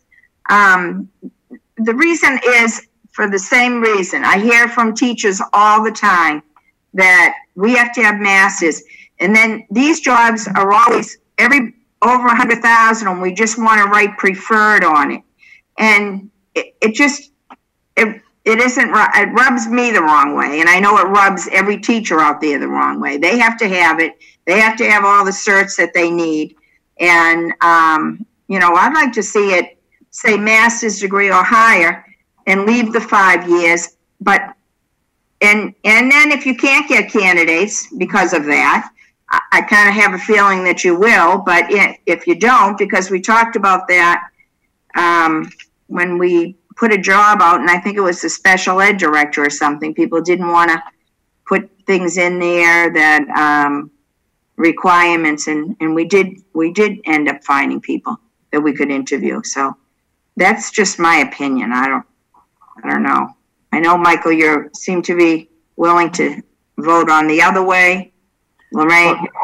The 3 of us, Donna. This is pretty much within school, because that number 2 is school department and or municipal human resources. So it's not like it's going to be somebody who's coming from an outside agency. It's going to be within our school system. And I think mostly people within our school system would be people that have masters already. Well, Dr. Tutwiler, did you put that there purposely, the School Department of Municipal Human Resource? Yes. Okay. Okay, that's what you're looking for. Chairperson Capola, there are three of us on the subcommittee, and you and Lorraine want a master's degree or higher, and that's what's gonna happen, unfortunately. You know, that's the way it works. So I can go either way. I think that the changes that we all suggested are appropriate. And Dr. Tutwiler, I can agree or disagree. And I hope that based off of what we've presented, you're comfortable with the way the posting is going to land. And okay. And like Ms. Capola said, if anything, we don't get anybody. We know we need to switch it up. So you know, we're not losing anything. If we get this approved now and you get it out there and we kind of get an idea. Yeah. So typically, Anybody want to put forth a motion then to move it to the full committee with the corrections? Yes, motion to move it to the full committee for approval with the corrections. Do you want me to state what those corrections are for the record? You want to, or if you want me, either way. You can do it. That's fine. Okay, on number 1, it will be master's degree or higher. On number 10, after Excel, we will add Google, and then after and other, we will add widely used. And then on number 12, we will add at the end civil service regulations. And the responsibilities, number 1, at the end, we will add and retention. And then on number 14, we will add and assist and implement solutions. And on number 16, we will add and conduct exit interviews. Nan, roll call. Oh, did we get a second? Second. Okay. Roll call, please. Ms. Capola? Yes. Ms. Quigley? Yes. Mrs. Satterwhite? Mr. Satterwhite? Yes. Passed. Motion to adjourn. Motion to adjourn. Second. Adjourn. All in favor? Second. Roll call. Mr. Mayor, can we have a minute to? Can we just have a minute before we start? Yes. Okay. Thank you. Well, we'll start at 7:15. At 7:11. Thank you. Okay. Okay. We voted to adjourn, right? Yes. All in favor? Yes. Thank you. So I'd like to welcome everyone to the 16th regular meeting of the Lynn School Committee, Thursday, October 29th of 2020. Good evening. And as a preliminary matter, we will confirm attendance. Nan, would you please confirm all members and persons anticipated on the agenda are present and can hear us? And maybe after we go through this, Dr. Tutwiler, then you can recognize the student, Kathleen Mannion. Nan, Yes, would you? Mr. Cassianos? Present. Ms. Capola? Present. Mr. Ford? Present. Ms. Gately? Present. Mr. Nicholson? Present. Mr. Satterwhite? Present. Ann McGee? Present. And observing, Dr. Tutwiler? Ms. Present. Powers?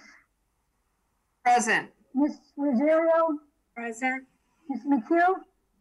Present. Ms. Jules? Present. Attorney Marhouse? Present. And Attorney Gallo? He left, I believe. Okay. That's it. Thank you.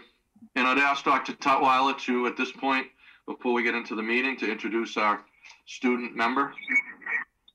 I'm glad to. One of the really nice evolutions of the school committee back when I was a deputy was to ensure that We had student representation at school committee meetings and seated with the school committee, engaging and participating. And I'm pleased to announce introduce this year's first student representative, whose official name is Kathleen Mannion, a senior at Classical, but I understand that she goes by Kitty. So Kitty Mannion, welcome, and I think maybe some relation to Mary Jules, perhaps. But I welcome you to turn your camera on and participate. Welcome. Thank you for having me today. Welcome, Kitty. Welcome. Welcome. Welcome. Welcome. Welcome, Kitty. Again, this is I'm Mayor Tom McGee, and I'd like to say good evening and thank you for joining us. This open meeting of the Lynn School Committee is being conducted remotely, consistent with Governor Baker's executive order of March 12, 2020, due to the current state of emergency in the Commonwealth due to the outbreak of the COVID-19 virus. In order to mitigate the transmission of the COVID-19 virus, we've been advised and directed by the Commonwealth to suspend public gatherings, and as such, the governor's order suspends the requirement of the open meeting law to have all meetings in a publicly accessible physical location. Further, all members of the public bodies are allowed and encouraged to participate remotely.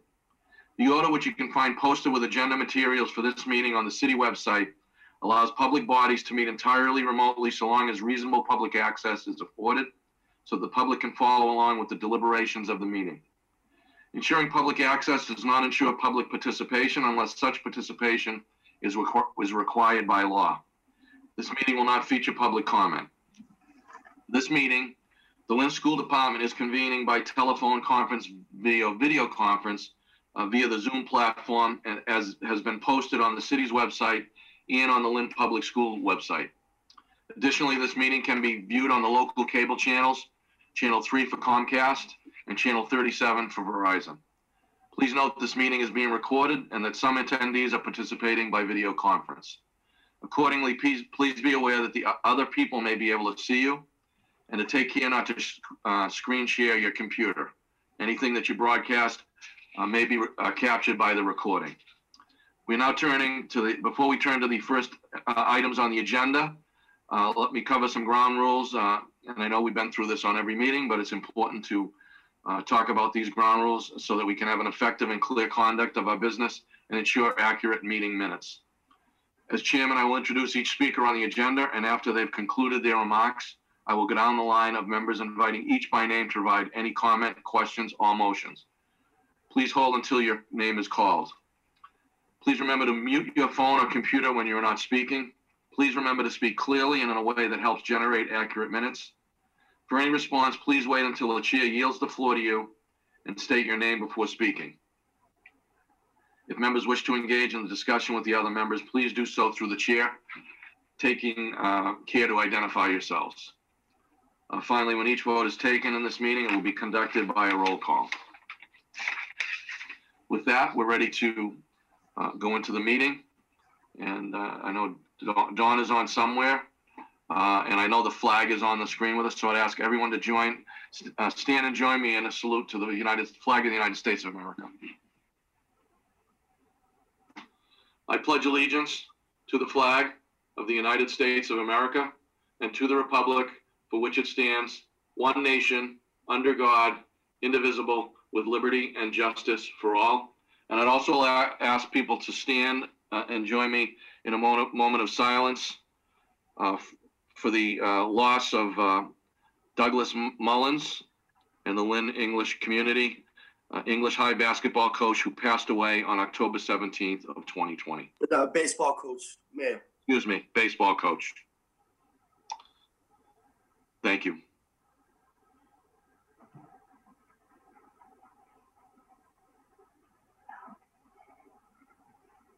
Thank you.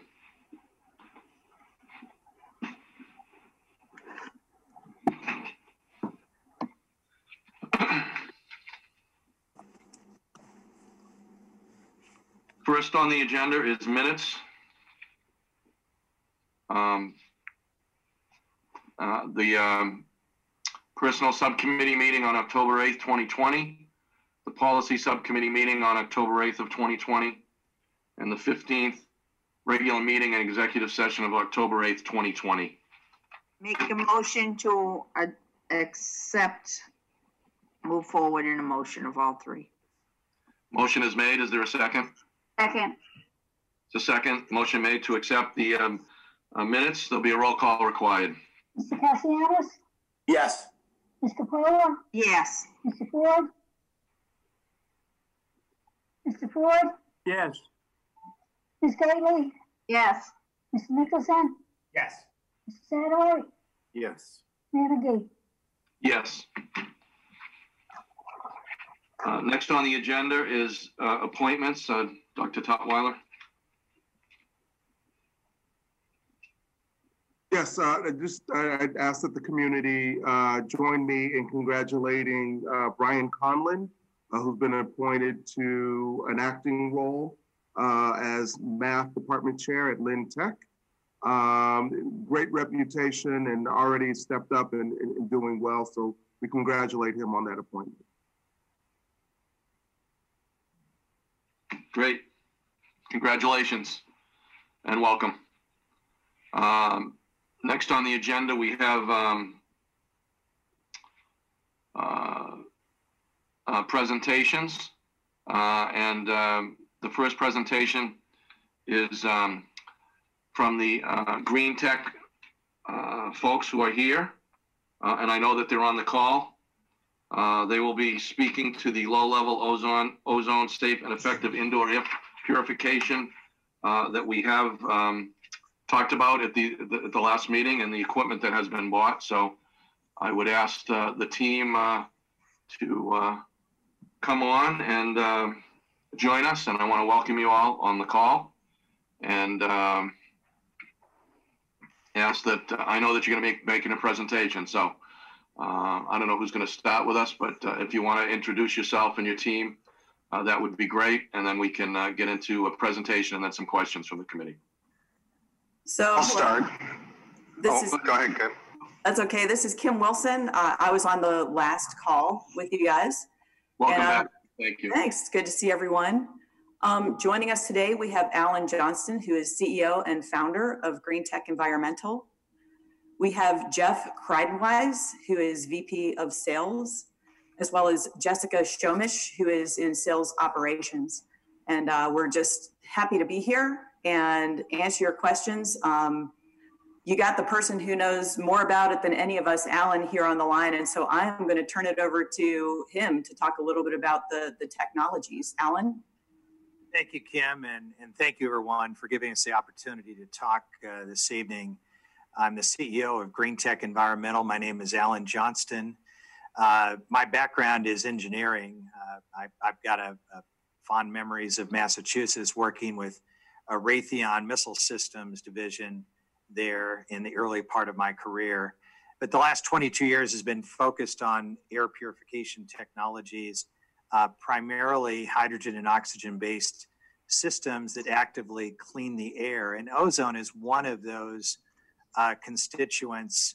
Ozone is just 3 oxygen atoms that is the same as the oxygen we breathe, but 1 more oxygen atom is a very, very powerful oxidizer that's able to reduce a lot of microbials. And what I unfortunately couldn't join in the last meeting that you had. I appreciate Kim taking that meeting and very knowledgeable about our technologies. But we are a company that focuses on active purification that reaches out and is able to clean the air and surfaces actively. We have systems that go and are used in hospitals, in schools, and commercial buildings and residences around the world. And we utilize low-level ozone, what is considered to be safe and natural. If we walk outdoors, there's no place in the world you can go without low-level ozone.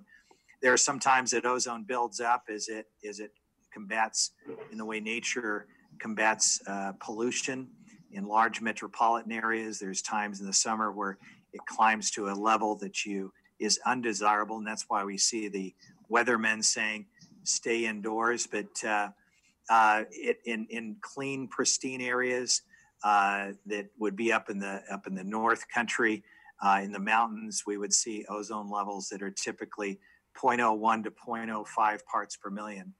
Our products are designed to stay at that or below the level that's considered safe. And really interestingly, in the last 4 months, there have been a number of journal papers that have come out indicating the power of ozone levels that are at natural levels considered safe by the EPA, that are able to reduce microbials. And specifically, these articles were written around viruses and specifically COVID-19, that they now have data that shows that it's effective at being able to inactivate that virus that we're all very concerned about at this point. And a particular journal article in the Journal of Infection has shown that low-level ozone, we're talking about at levels below 0.05 parts per million again, is able to create a natural immunity within people that are breathing that on a regular basis. But one of the things that I really wanted to stress, I've worked for now 2 decades on a technology that was developed, actually discovered by NASA, called photocatalytic technology. We have taken that technology to another level with what we call active radiant catalysis. It uses high intensity UV light shining on a multi-metal catalyst to produce a plasma of energy that goes out throughout the ventilated space. We have trademarked that and given it the name of active radiant catalysis, or ARC for short. And the products that you have already bought, what we call our Pure Air 1500, has that technology in it. It does not generate any ozone at all. We supplement that technology with a very low level of ozone, and we actually have a special button on the product that allows you to create a little bit higher level of ozone for sanitization when everybody is gone, and it's on a timer. So a teacher, administrator can hit that button and it will run for 2 hours. And then within 2 hours, the ozone that's generated is totally gone. And the reason is ozone has a short half-life, only 20 minutes, which means in a 20-minute period, that ozone will have dropped by 50%. And within a couple of hours, with the low levels we create, it is totally gone. So we generate we have different technologies that has come into play to help keep the students and people in the school safe through actively purifying the air.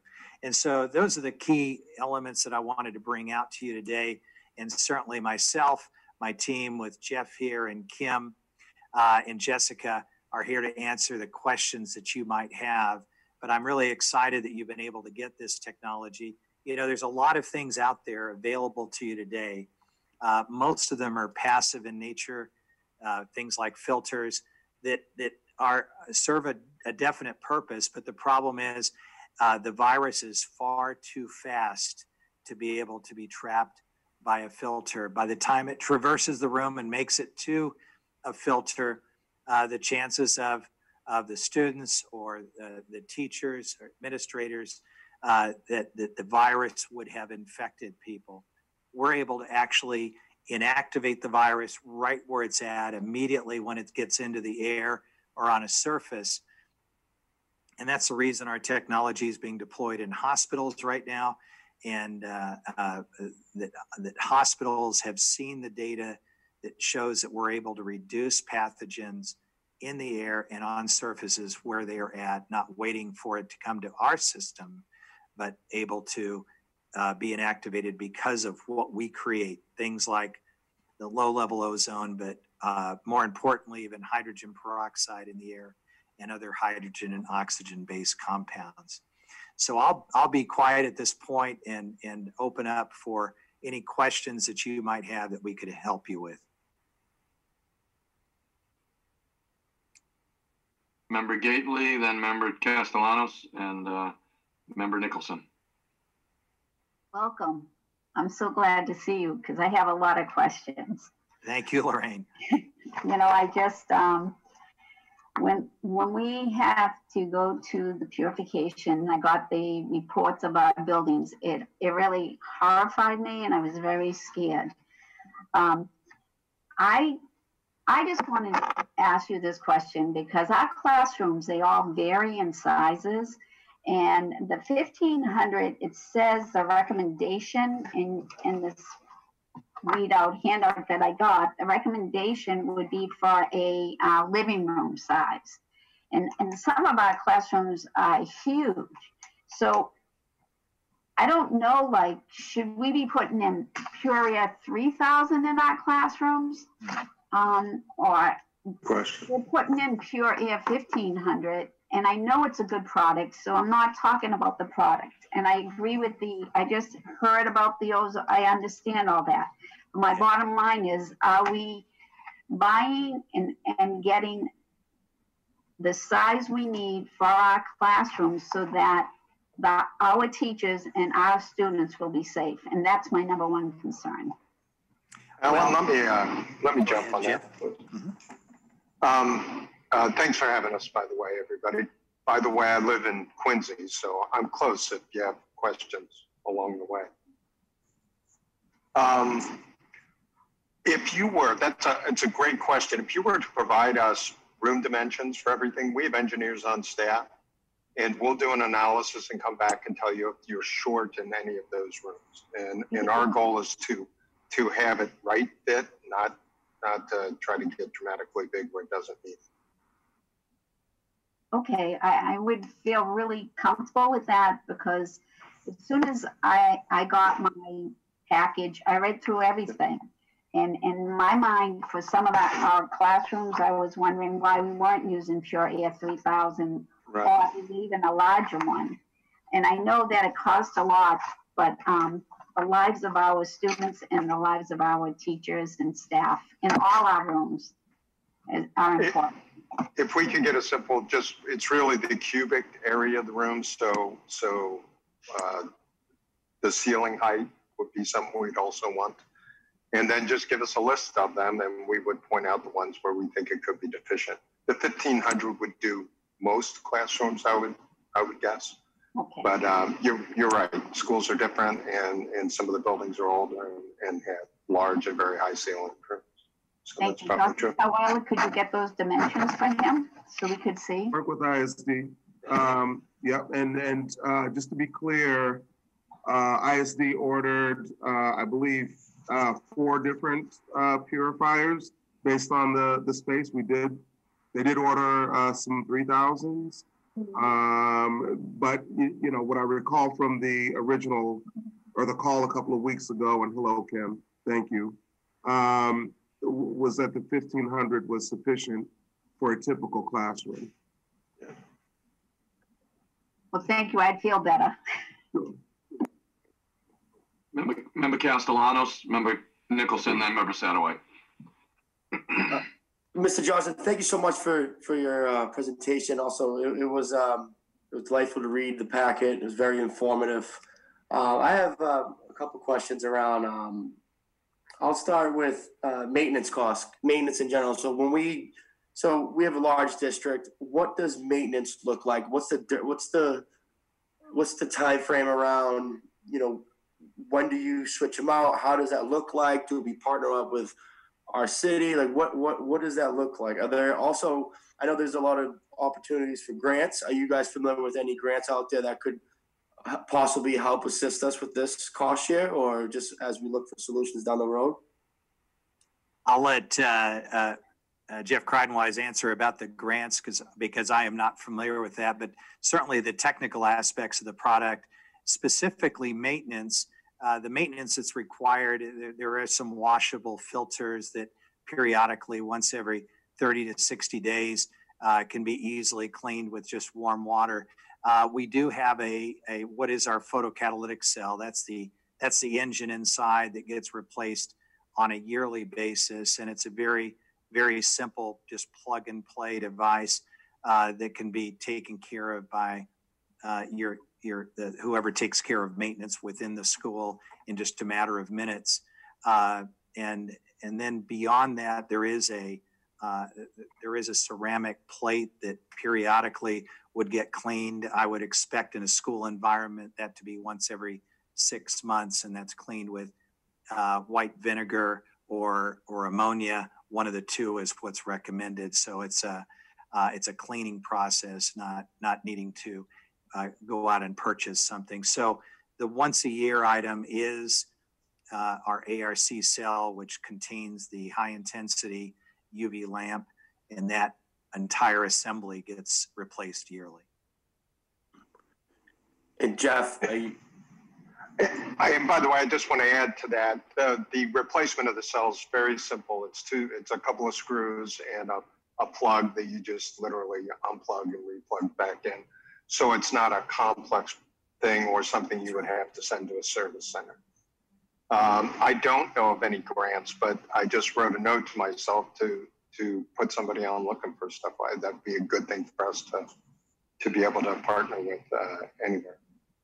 So if we find anything, we'll certainly circulate it back. Thank you. And just I know you guys towards some of your frequently asked questions, are ozone air purifiers safe? I see that you guys added Green Tech Environmental has invested heavily in product safety. Could you guys elaborate on some of those investments? What kind of product safety investments have you made? How would that look like with COVID-19? I did read some of the research and some of the pieces that you provided, but could you guys just elaborate a little bit more for myself and people watching? Well, I'll take that one. In terms of product safety, one of the things that I have done is I'm the primary designer for the company, as my engineering background has led me to start Green Tech. But one of the things we did was to use computer control to be able to make sure that the ozone level does not go up above what is considered to be the safe level of 0.05. That's really where the safety piece comes in. In addition to that, we've gone through the electrical safety certifications, that you would expect from any appliance. But the ozone level is something that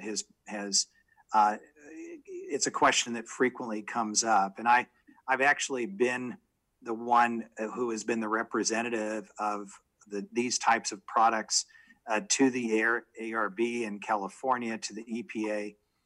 So I'm very much aware of the concerns. And one of the things that I have always said is that I agree 100% with what the EPA is saying is where we should be. And that's one of the things that we've worked hard on our products to make sure that we can create what is a safe level of ozone. And that's one that isn't too high. But I'll add to that, it's also a level that's not too low, because in the indoor environment, the natural level of ozone, the way that we've sealed our buildings for energy efficiency, creates a level of ozone of 0. And if we had a level of ozone of 0 outdoors, life on this planet would cease to exist. It is a key element. And unfortunately, when we sealed up our buildings in the mid-70s to save energy, we also sealed them up with deadly precision of blocking what is vital, this vital element. And it's not just ozone, it's all of the hydrogen and oxygen-based compounds naturally created by the sun in the outdoor environment. That when we say we have designed our products for safety, it has to do with, one, controlling ozone. It's also about electrical safety. Thank you so much, Mr. Johnson, and Jeff as well. Thank you. Member Nicholson, then Member Satterwhite. Thank you, Mayor. Thank you all for coming. The first question I had was about the journal articles you mentioned. So were those journal articles specific to the technology that your product uses? There's a number of journal articles that have been published. We have worked with several universities, specifically Kansas State University, that I worked with very closely going back over 15 years ago, University of Cincinnati. The recent journal articles, the one that I mentioned in particular was the Journal of Infection, published July the 8th of this year, a study done on ambient ozone and transmissibility of COVID-19. And that one was really interesting because there has been there's a lot of misinformation out there about ozone, specifically low-level ozone, that is considered to be safe. And that misinformation is that it has been assumed that it's not helpful, that there is no benefit of a level of ozone below 0.05. And in this particular article from the Journal of Infection, and you can look that up, it's available on the web if you just type in that journal with that date, specifically says ambient ozone was associated with a reduction in COVID-19 transmission, which is probably due to its virucidal activity and possible impact on host defense. I could go on. There's about 4 or 5 more lines that are very key, but one of the things that was really exciting was that it showed that low-level ozone actually had a bigger impact on the reduction of COVID-19 than higher levels of ozone, that there was no benefit of increasing the level. And that's what has always been assumed, that you need high levels to be effective. And this article showed that low levels are. And one of the most exciting thing for me was to read that, and it goes through technically what's happening with the body and why ozone is having this effect. But it actually helps to create a level of immunity that your body creates because you're breathing this very low level ozone, which you would find if you were spending all day outdoors, that there's this ozone induced immunity that's created. And so I would have you look to that, but I could provide the Kansas State papers were published back about 15 years ago, and they showed at 0.05 parts per million the effectiveness against MRSA, E. coli, Listeria, a total of 9 different pathogens. Got it. Thank you. Mm-hmm. For the, I assume that you are working and talking with other schools. I think we got somebody who's, yeah. I assume that you're working and talking with other school districts, and whether that's been in the past or recently, could you speak to experience you've had in other school districts? And maybe if you have data over time, the effectiveness, obviously, I imagine we'll have much data for COVID-19, but preventing some of the other illnesses that you just mentioned, like before and after, is this working the way you would expect? I know, Jeff, you're aware of what other installations have been made. Maybe. Yeah, I don't think we've had very much penetration in a school environment. Up to now, it just hasn't been something people had top of mind or where they were looking in small office and municipal type situations. That's a rush we've seen very recently since the pandemic reared. So we're studying all that, but we don't have any really data, that's not at the publishable level yet, but we're looking. Yeah. Although, Jeff, I'm going to jump in and talk about the school district in Texas that we know about. The athletic director there was familiar with the technology because they had put it in locker rooms. They had some of their athletes were becoming ill, had some MRSA problems there. They used this technology and the problems went away. So he was aware of this technology before COVID came out. And when they were getting ready to go back to school, he went to his board and he said, hey, we should probably put this in all our classrooms and common areas. And they, in fact, did that. I check in with them every now and again. Again, it's not publishable, but anecdotally, they've not had any problems. Their student body has been healthy. Their teachers have been healthy. Everything has gone very well. And what was exciting to me about this was that he was familiar with the technology before COVID, and so immediately wanted to implement it deeper when they went back to school this fall. I'd also certainly. Go ahead, Jeff. Another place we're involved that is not dissimilar is, and Kim reminded me of that, is Major League Sports. We're getting more and more involved in applying the technology to players there for all those same things, even once the pandemic's under control, just for the other things, MRSA, listeria, things like that. I don't know if, Kim, you brought this up in the previous session, but we have a St. Luke's Medical Center that installed our equipment, and it was interesting. The hospitals are most concerned about hospital-acquired infections that people catch after they come to the hospital, like MRSA. Certainly, COVID-19 is one of those. But there was an immediate recognition within just a matter of 3 to 6 months after installing in the hospital. The administration noticed a 42% reduction in absentee rates, that people were getting sick less. This is out of the staff, which is tracked very closely, of course, just through absenteeism.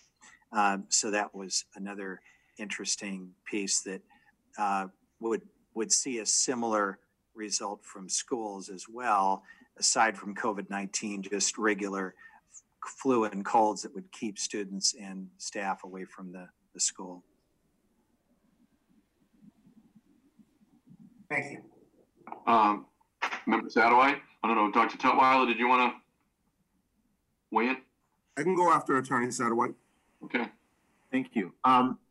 Tutwiler, just a quick question before I go in to our guest. These devices are in all of our schools, or just the 10 that we talked about? Okay. So based off of the feedback that we received from all three of the guests today, and the documentation that we reviewed, these hospitals, Johns Hopkins University, Cleveland Medical Clinic, these are all institutions that more than likely have a central HVAC system, yet they still have these devices in their spaces. In the school in Texas, my assumption is that there was an HVAC system there because it's in Texas. So what bothers me is, one, the dimensions should have already been documented somewhere, unless we did what we did based off of just one school as a footprint. So what I'd like to know is, it's not necessarily harmful to have these devices in schools with HVAC systems and operational windows that are operational, correct? No, not at all. Okay. And my secondary question was, have you done this with any other districts in the state of Massachusetts yet? Several. So yes, okay. The answer. So it's not just like a one-off thing. It's something, like you said, that you're getting into the particular business of dealing with small office spaces in towns and cities. Yes, the pandemic has really taken us into that focus where we really didn't have it before, quite honestly. And by the way, HVAC, any air movement is positive. One of the things you need in air purification is circulation. Okay, so that's all a good thing. And these other districts, are they doing only half schools? Are they doing only a couple schools, or are they doing district-wide? Mostly we're getting district-wide. We either get all of a school district in the city of Scituate just did it in their city schools, not the entire district. But it looks like they're going to roll that forward now. That's one I can think of. We've done Amherst. They're not rolling off my head right now, but I think we're up to 6 or 7 school districts in the Boston area alone. And I'm sensitive to that because I live here. Yeah, my daughter is a student in middle school here, and we're building Pickering. So, I have concerns for her when she goes back, and the educators that are here. Yeah. So I'd love for us to have the dimensions to you, and I would love for us to have these in all the rooms throughout the district, because if we're not testing other buildings other than the 10, then we're taking a risk by not having these these awesome machines in them, and that's my opinion. We thank you for the word awesome. Yes, thank you. I would let me just say in regards to the making sure it's the right for the room size. The units that you've purchased are scalable. And yes, you can get to the point where the 1500 is not big enough for a very large space. But for traditional classrooms, and I know they vary in size, one of the nice things about our portable units are they're scalable. We actually make units that go into the ducting as well. They go on the supply side, and we get we a lot of sales of those. The one thing about the ducted units are they utilize your air handler to push the purification into the room. The only challenge we see with those, well, there's two things. One, they need to be sized properly, but secondly, if the fan is turned off the majority of the time, if for instance, your air handlers are not running at night, we're not dispersing the purification into the room and sanitizing the room during the evening weekend hours, whereas your portable units that you've bought are able to clean 24/7.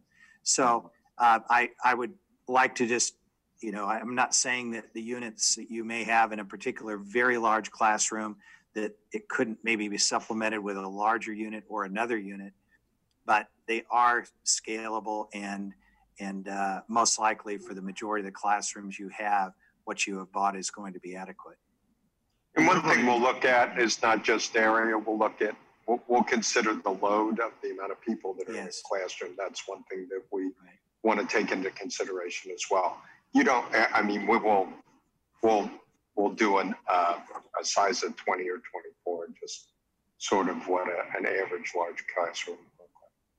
And energy consumption for these machines, is it going to substantially increase our energy use in the city?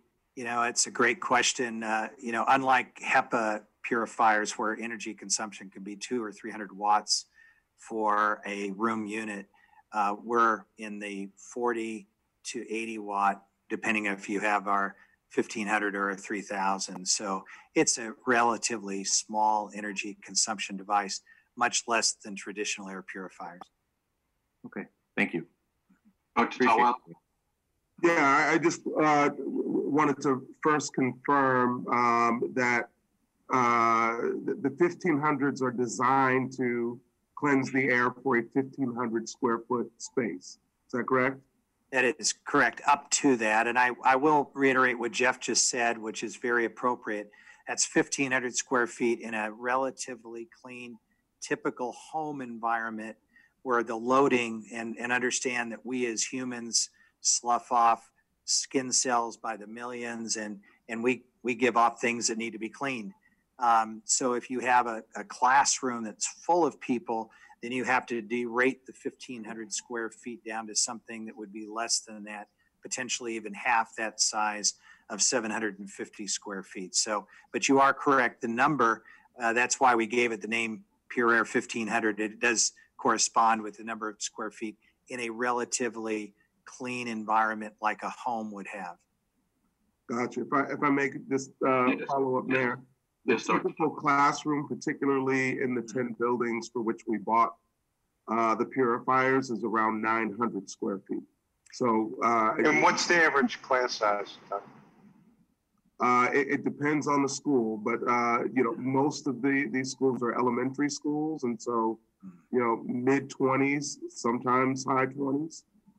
And that was actually my next question around the effectiveness of the device when there are 28 people in a room versus one, which is what we have now. So there's always a load, and the more people you put in a room, it's not that it won't work. It just it has to work harder. It takes a little longer.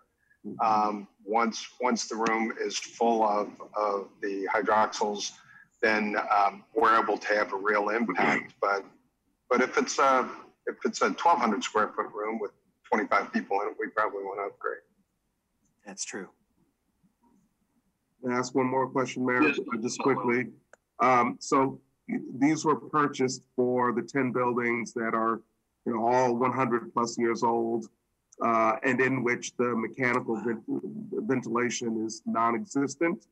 Can you just speak to the purifiers as a replacement for mechanical ventilation, fresh air exchange systems? So what you're saying is that you don't have a forced air heating and cooling system, so you're probably using steam heat if there are buildings that are that old.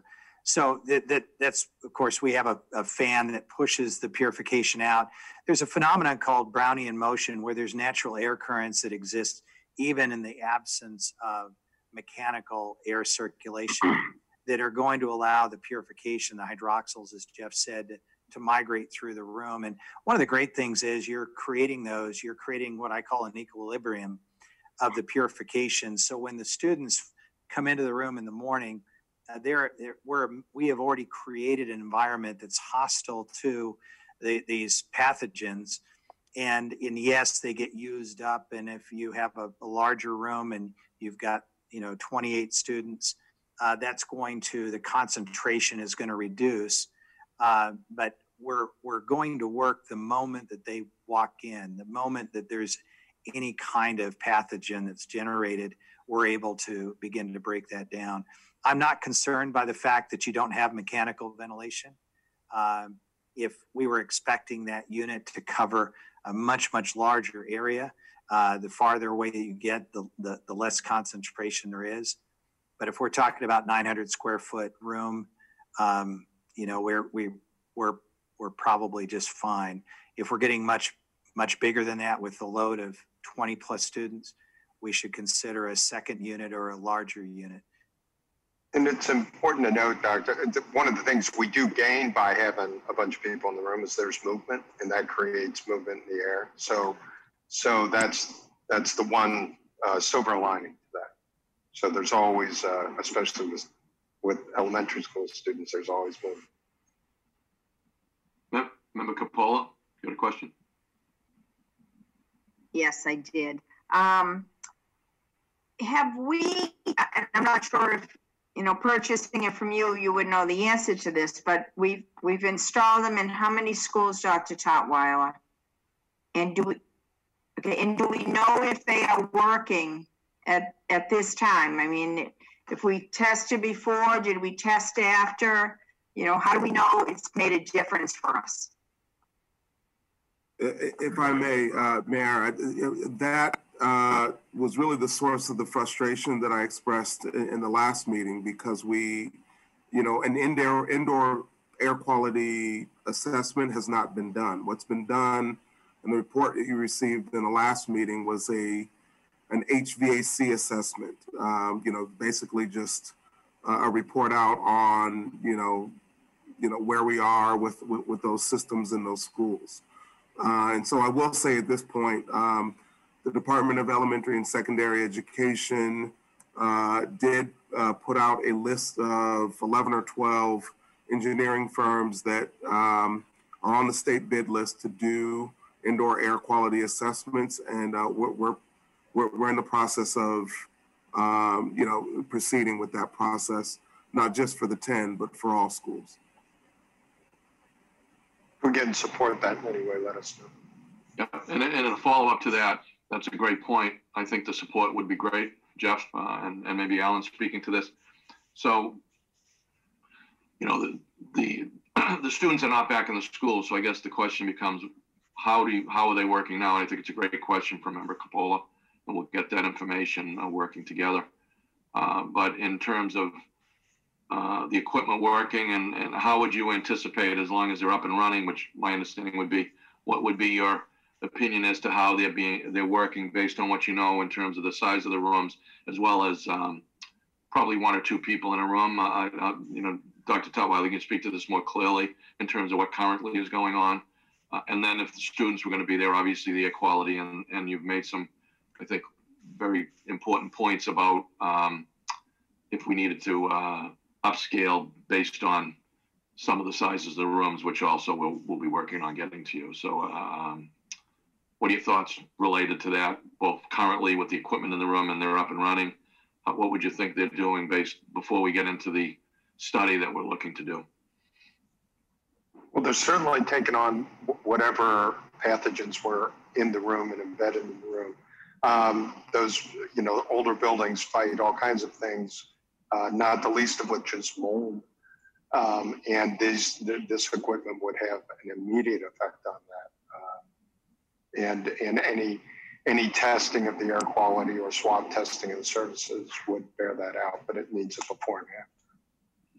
Alan, do you have anything to add? Jeff, that's what I would have, exactly what I would say.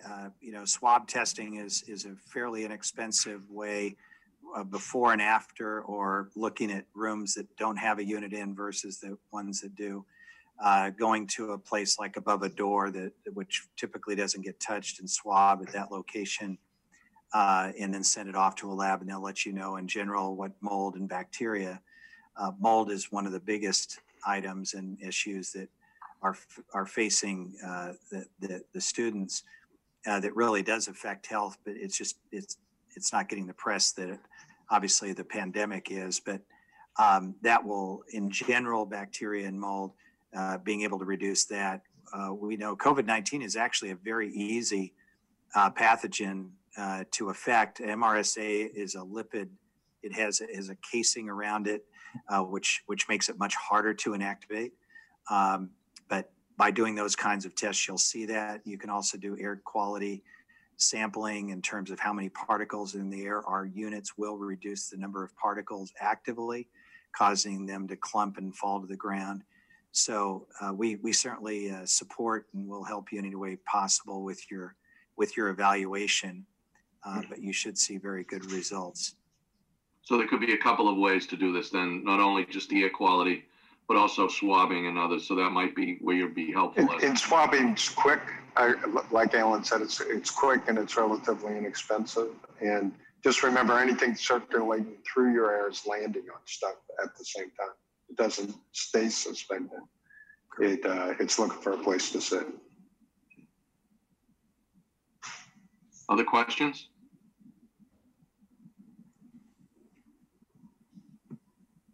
Well, I really appreciate you all coming, Kim, Alan, Jeff, Jessica.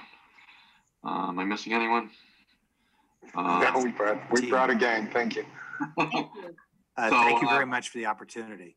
No, and I think we'll look forward as we continue to work hard to ensure the safety of the buildings, particularly the ones that are 100 years old. And, I don't know if you're familiar with exactly what happened, but you've mentioned that what most schools did, they closed up the circulation in the 70s to when the oil crisis was hitting hard, and to save money on energy. So that's what these 10 buildings are dealing with. And where we didn't have any involvement in that group when you made that first purchase, we can, going forward, be involved in helping select the right thing. Like I said, we have a team that does that. Great, excellent. So I think it's been very helpful, and continue to look forward to working together and helping us as we continue to make our schools safe with these kind of investments. So thank you very much. Thank you all. Thank you. Goodbye. Bye now.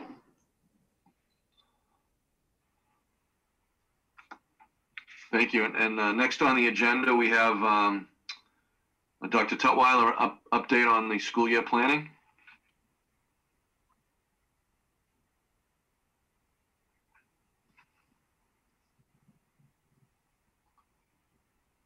Let me share my screen here and start from the beginning. So we are on this date, a little less than a month out from the date on which we promised a reassessment to our families, to staff, on what the next steps would be in terms of how we're educating students.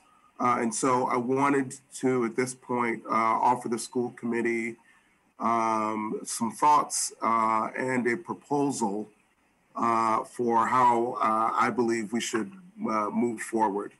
I plan to do so tonight. It is a very high-level proposal at this point. And the hope is that we would revisit this proposal. You can ask questions now. There'll be time, between tonight and the next school committee meeting on the 12th for you to do any research or, hear feedback from, any constituents or staff or students as you may seek to. And then I would hope that the school committee would weigh in more formally on the 12th of November. And so just quickly, 3 things that I intend to do. One second here.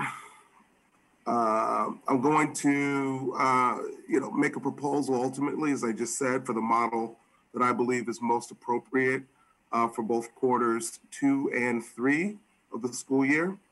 I'm going to share a little bit about the context in which the proposal is being made, talk about the factors considered in making the proposal, and then I want to, of course, say a little bit, but at a high level, about what the actual proposal is. As was the case this summer, we're making a conscious effort to make decisions, giving time for family and staff to prepare accordingly. Admittedly, doing so presents a challenge as we continue to experience, I think, what all would define as a very fluid and changing context. Nonetheless, it is believed that this proposal embraces and reflects a commitment to safety as well as our core values.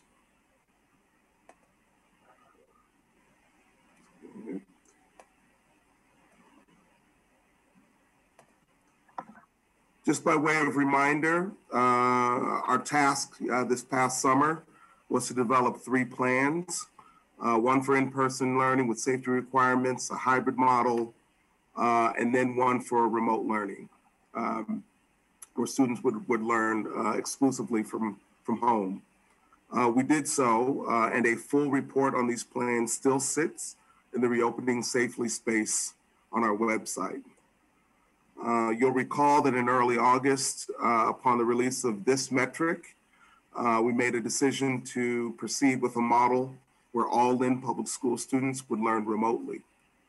At that time, the time of the release of this metric, we were approximately 3 times over the threshold, indicating a point at which a district should leverage the remote model. Making the decision at that point, early August, allowed time for families to plan and time for us as the district leadership and staff to plan and focus squarely on providing a robust learning model, as robust a learning model as possible. Our work is always done within a context to which we must pay attention. Each day, as I know all school committee members do, I received an email with this graphic on it, which shares or outlines the statistics in the city of Lynn in the past 24 hours. This graphic in this slide represents the dashboard and data released yesterday. As I've said before, for me, it's a daily reminder of the loss and the impact felt and experienced in our city. Beyond the day-to-day data, we also keep close watch on the 14-day data, which is now released on Thursday afternoons. As a matter of fact, about 2 hours ago, the latest 14-day average data was released, and I can speak to that if you like when we get to the questions portion.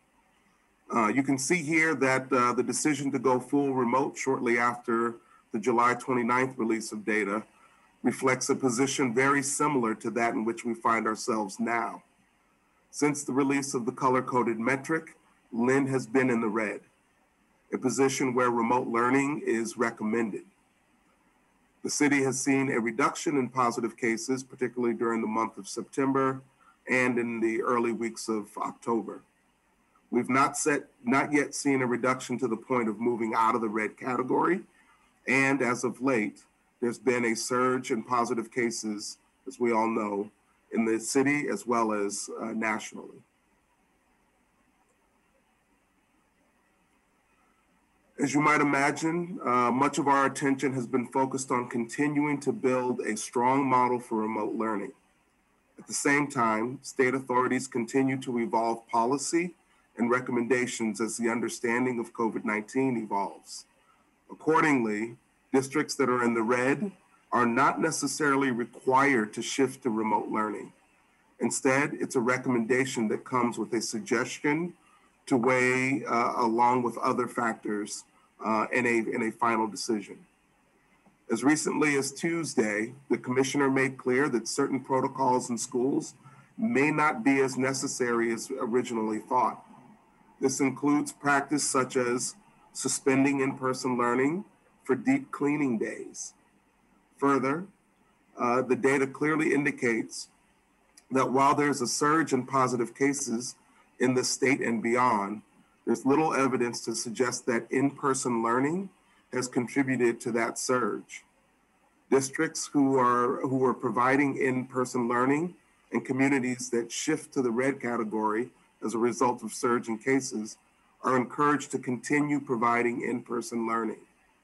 This recommendation is drawn upon the experience locally and internationally in countries such as France, Germany, and Ireland, where restrictions are being put in place as I speak in communities to limit the spread during the surge, yet schools are remaining open for in-person services. I say this only to share that, only to underscore, that the thinking continues to evolve on what education can and should look like in this context. Regardless of the context, our work and ongoing planning remains anchored in the same philosophical foundation, the same one that we've employed since the month of March.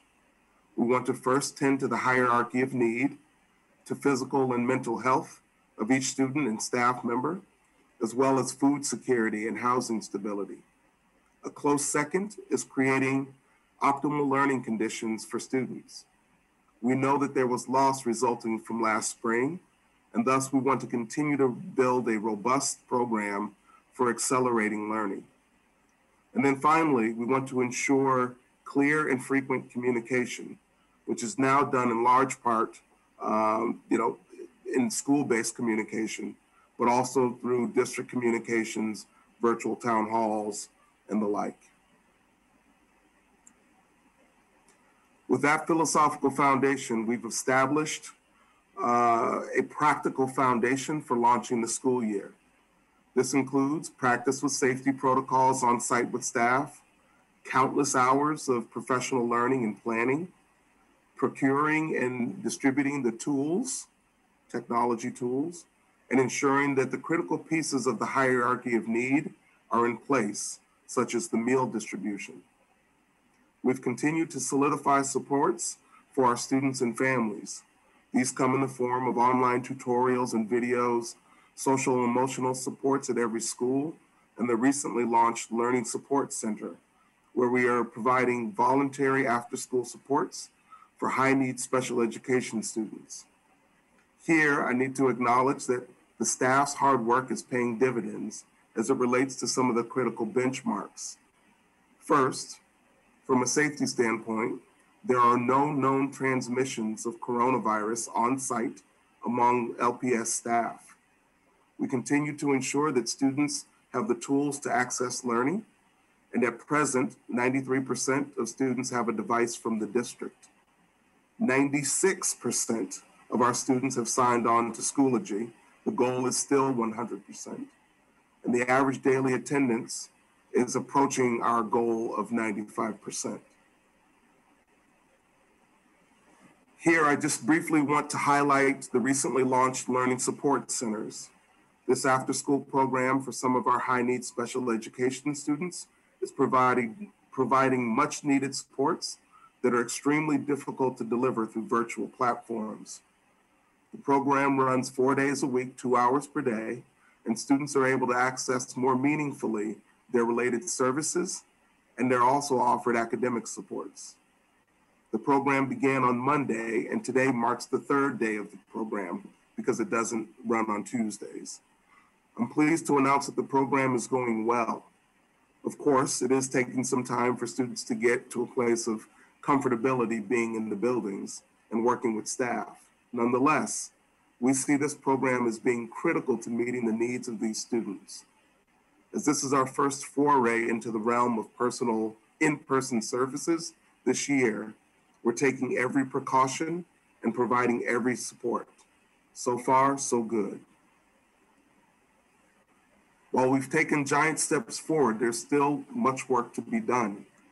We're still focusing on professional learning in the areas we believe will support students' social and emotional needs first and foremost, and enhance and improve their learning experience. This includes, but is not limited to, more asynchronous or independent learning activities to decrease screen time. The implementation of a mechanism to know more about where students are in terms of skill and content in English and math, and better, more seamless means to communicate with them. Further, as I've been messaging since the very beginning, remote learning is very, very challenging for particular groups of students. We continue to shift our efforts to meet their needs. We are still working. Now, the principals and directors have seen this slide in previous meetings. I use it to characterize and frame our work and planning. Inasmuch as we are used to planning for the entire year, we really don't have the ability, nor is it prudent to do so this year. We can only see so far ahead. We've taken to planning by quarter. There's even some danger in doing that, as the quarter typically spans about 3 months. Nonetheless, as I've mentioned in the outset of this presentation, we need to land in a definitive place and communicate a plan so families and staff can plan accordingly. I intend to remain committed to that. Back to our philosophical foundation. Again, this is the place from which thinking, planning, ideas all emanate. However, the best philosophies evolve with time and understanding. We've had 6 weeks to experience remote learning and have done our level best to meet students' needs. We continue to grow and learn and improve our practices. That said, we know full well that there are groups of students for whom the experience will still fall short of fulfilling. This is not because of the lack of effort on behalf of staff and families working in partnership with one another. Simply put, virtual learning does not meet the complex needs of particular groups of students. The best philosophies evolve, and ours needs to as well. I've added to our philosophy that we need to provide appropriate support and services for those whose academic needs we struggle to meet the most in the virtual format.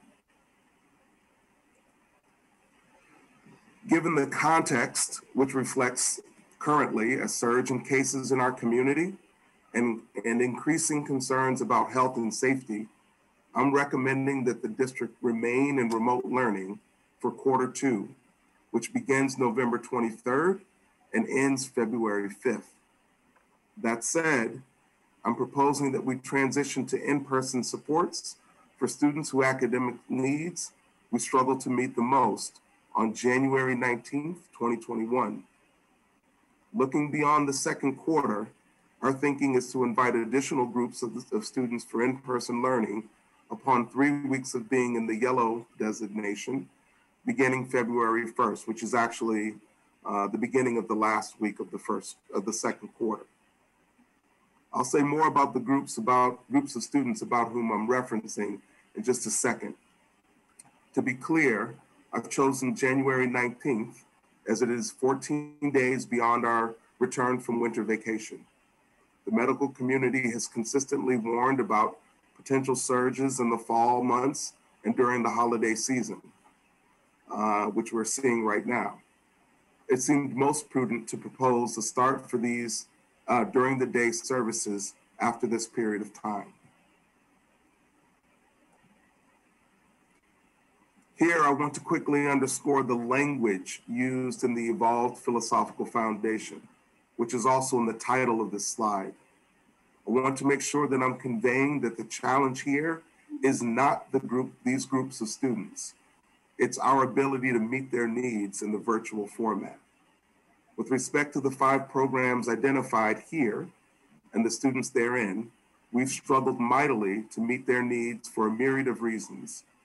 Generally speaking, the computer or tablet, while powerful tools for learning, are not universally effective or applicable. Further, the virtual platform makes related services, particularly occupational therapy and physical therapy, exceptionally difficult. Remote learning requires a much more involved role for parents.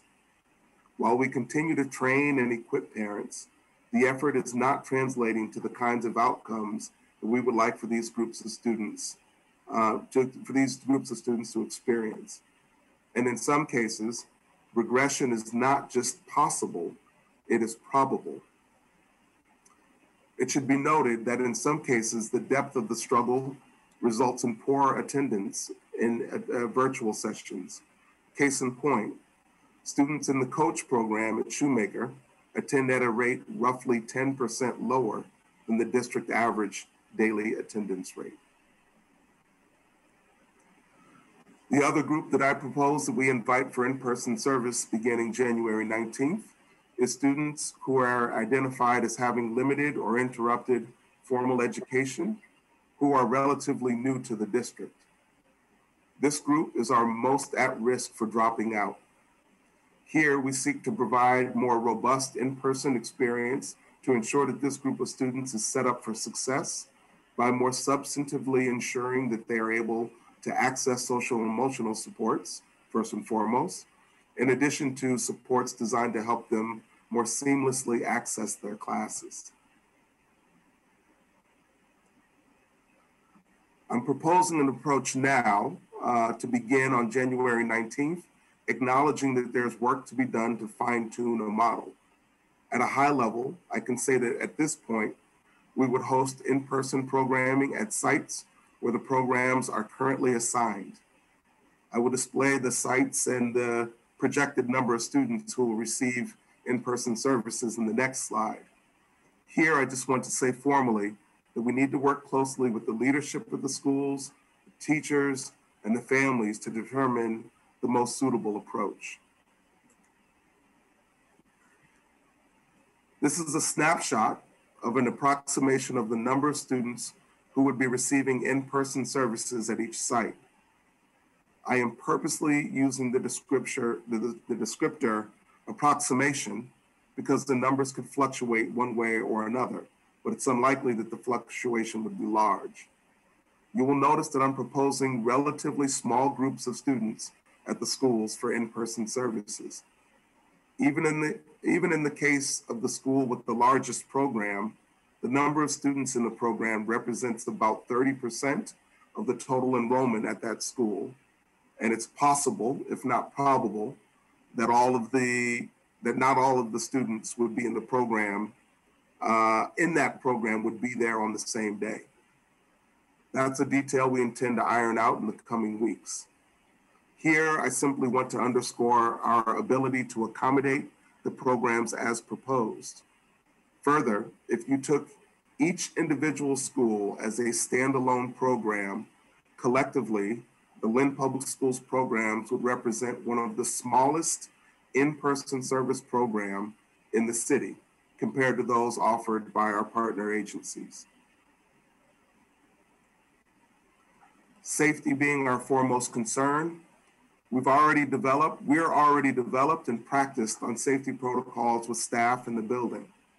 In preparation for the opening of the year, we developed a whole host of DESE required safety protocols. Further, by way of reminder, we ordered and have in our coffers enough personal protective supplies to accommodate the entire Lynn Public Schools enrollment from September to January.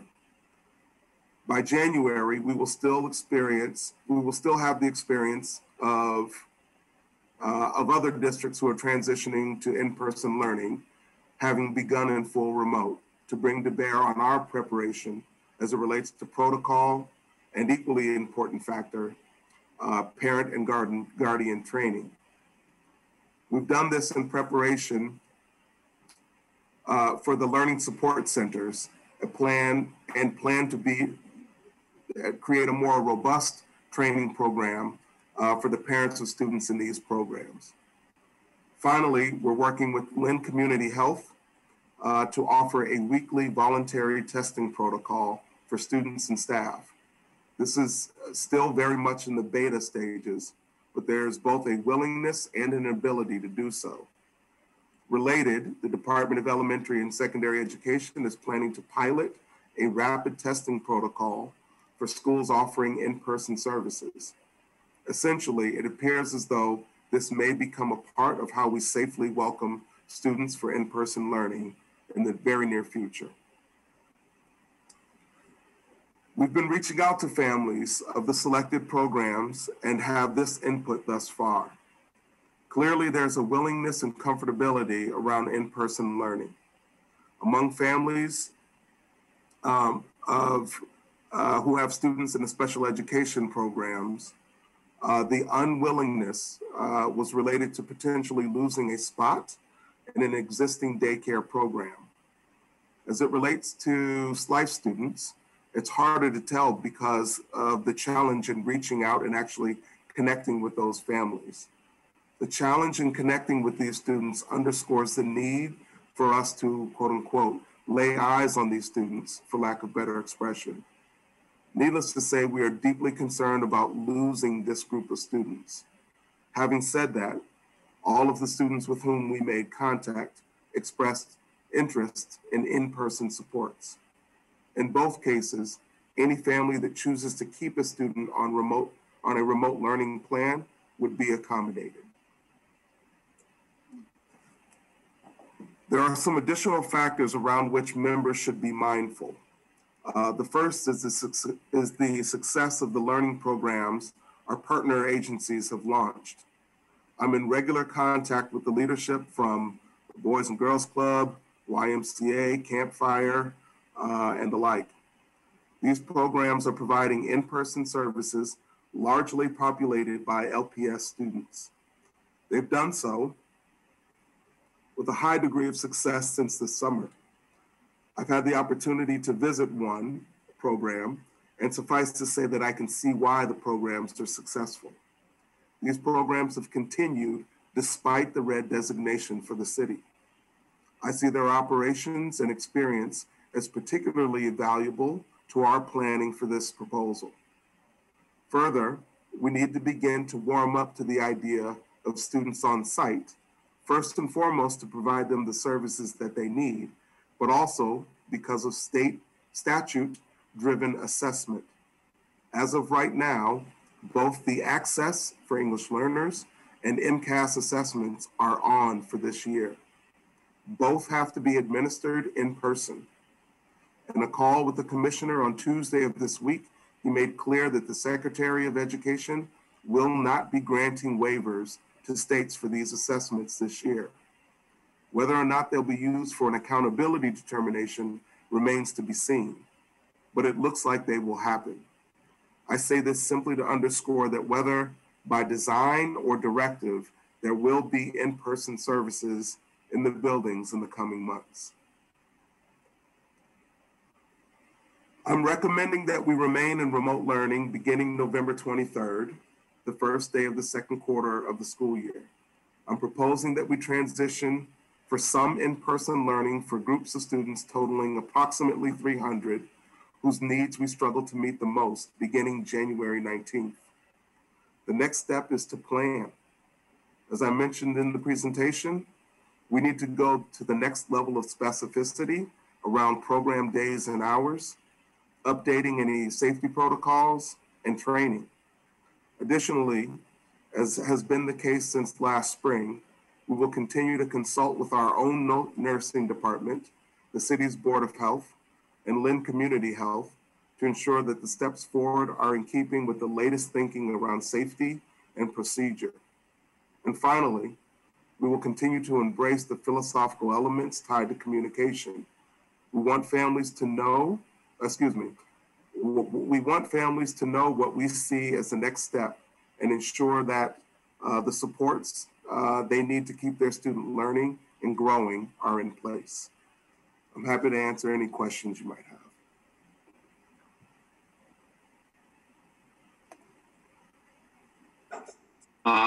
Member Castellanos, then Member Nicholson. Dr. Tutwiler, I want to say thank you so much for always providing such in-depth information. Your presentations are always you were very well prepared.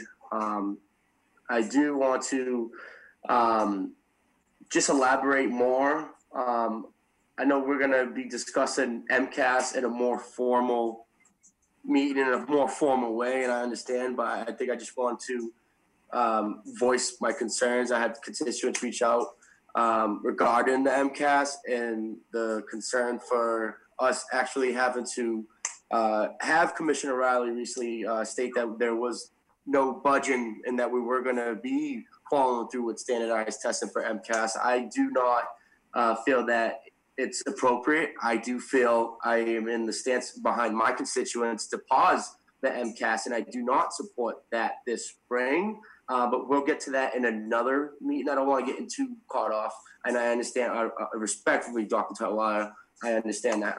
I also want to bring up I do feel like there are a lot of positives with the students that we would be possibly bringing back in January. I think you did a great job with your analysis, with the plan to bring them in and the category of students most at risk. Because I do have a concern, especially special ed and the most vulnerable students that you mentioned. I also have concerns regarding how the numbers in that survey reflect how many folks really need it. I feel like there are more folks who would have benefited from that survey. I feel that there should have been more responses, but that's something that I just would like to add. And just to add, the Learning Support Center, that's very critical. It's a very important piece to just when we look at equity during this pandemic. It's a big component to what we're looking to do. It's definitely a concern that we are in the red, and we have to. It's a week by week as we get results from the state. And I understand that we are operating on that framework. But I also want to just mention we're going through a real difficult time in many different demographics, but I want to highlight athletics. I don't think athletics was mentioned. Athletics, I've had numerous coaches reach out to me very concerned about their student athletes who have been disengaged. These athletes who are actually identified as special ed, as folks, these kids have IEPs and they're not as motivated, and there's tremendous regression in the athletic arena. And it's a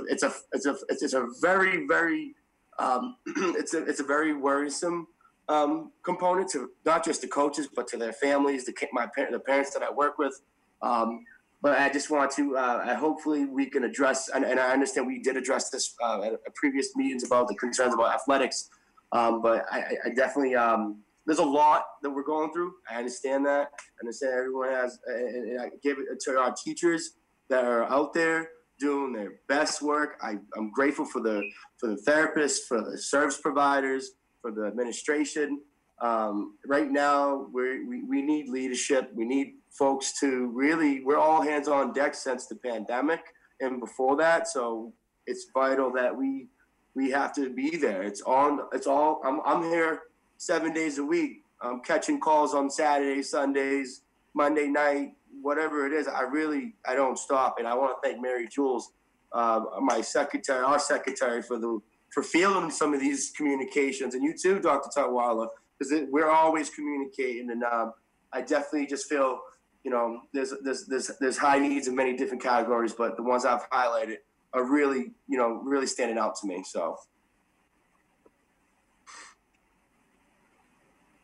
Dr. Tutwiler, then Member Nicholson.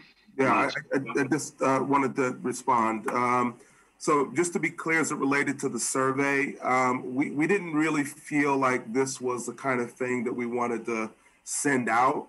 Phone calls were made to all of the families in those programs, and to all of the in both the SLIFE category and that high needs special ed category. And what the numbers represent is who either answered or returned phone calls. So I just want to be really clear that there was a gargantuan effort by both the English Learner Education Department and the Special Ed Department to really have a hands-on approach in terms of understanding how families felt about in-person services. The other thing I would say just quickly is I agree with you 100% on the MCAS.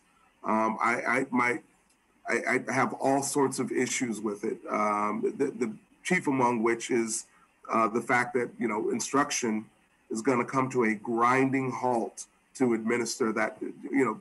We haven't even wrapped our heads around what it would take to administer that. But in this environment, with physical distancing and everything else, it would be a major undertaking. And I see instruction, which our students really, really need right now, taking a back seat, and that bothers me to no end.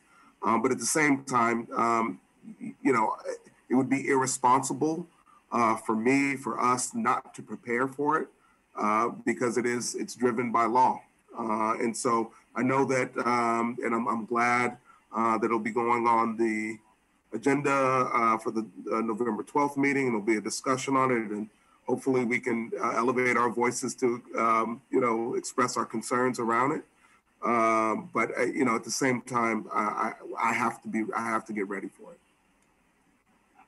Dr. Tutwiler, always thank you. Thank you, and I just speak to that. I totally agree with both Dr. Tutwiler and Member Castellanos on the MCAS and testing, and I don't have any understanding how this is going to happen or can happen or will happen. And I'm on a lot of calls, and I think there's a lot of concern from a lot of communities across the spectrum that with what we're facing in Lynn and across the Commonwealth, that this is a different world that we're working in, and we need to ensure that we're doing the right thing for the students. So I totally agree as well, and we'll continue that discussion moving forward. But we are not alone in terms of the feelings about the kind of testing that and the requirements here in something that nobody anticipated and is unprecedented. They keep using that word, but it's clear. So we'll continue that discussion. Member Nicholson? And then Member Sadoway. And then Member Capola. Go ahead, Jared. Thank you, Mayor. And thank you, Dr. Tutwiler, for the presentation. I absolutely agree with what my colleagues have said and pointed out. I have some questions about how some of the data you presented about how remote learning is going, but I'm going to table those and just focus questions on the proposal.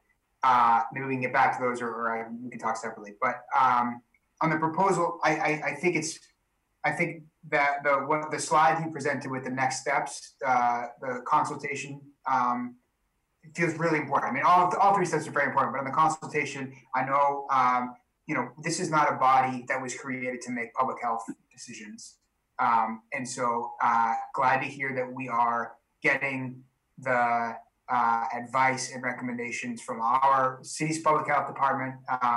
Any guidance obviously from the state public health department. Part of the difficulty I think we're in right now is sorting through the morass of conflicting public health recommendations. And I understand that's a challenge. And so, appreciate you sorting through that.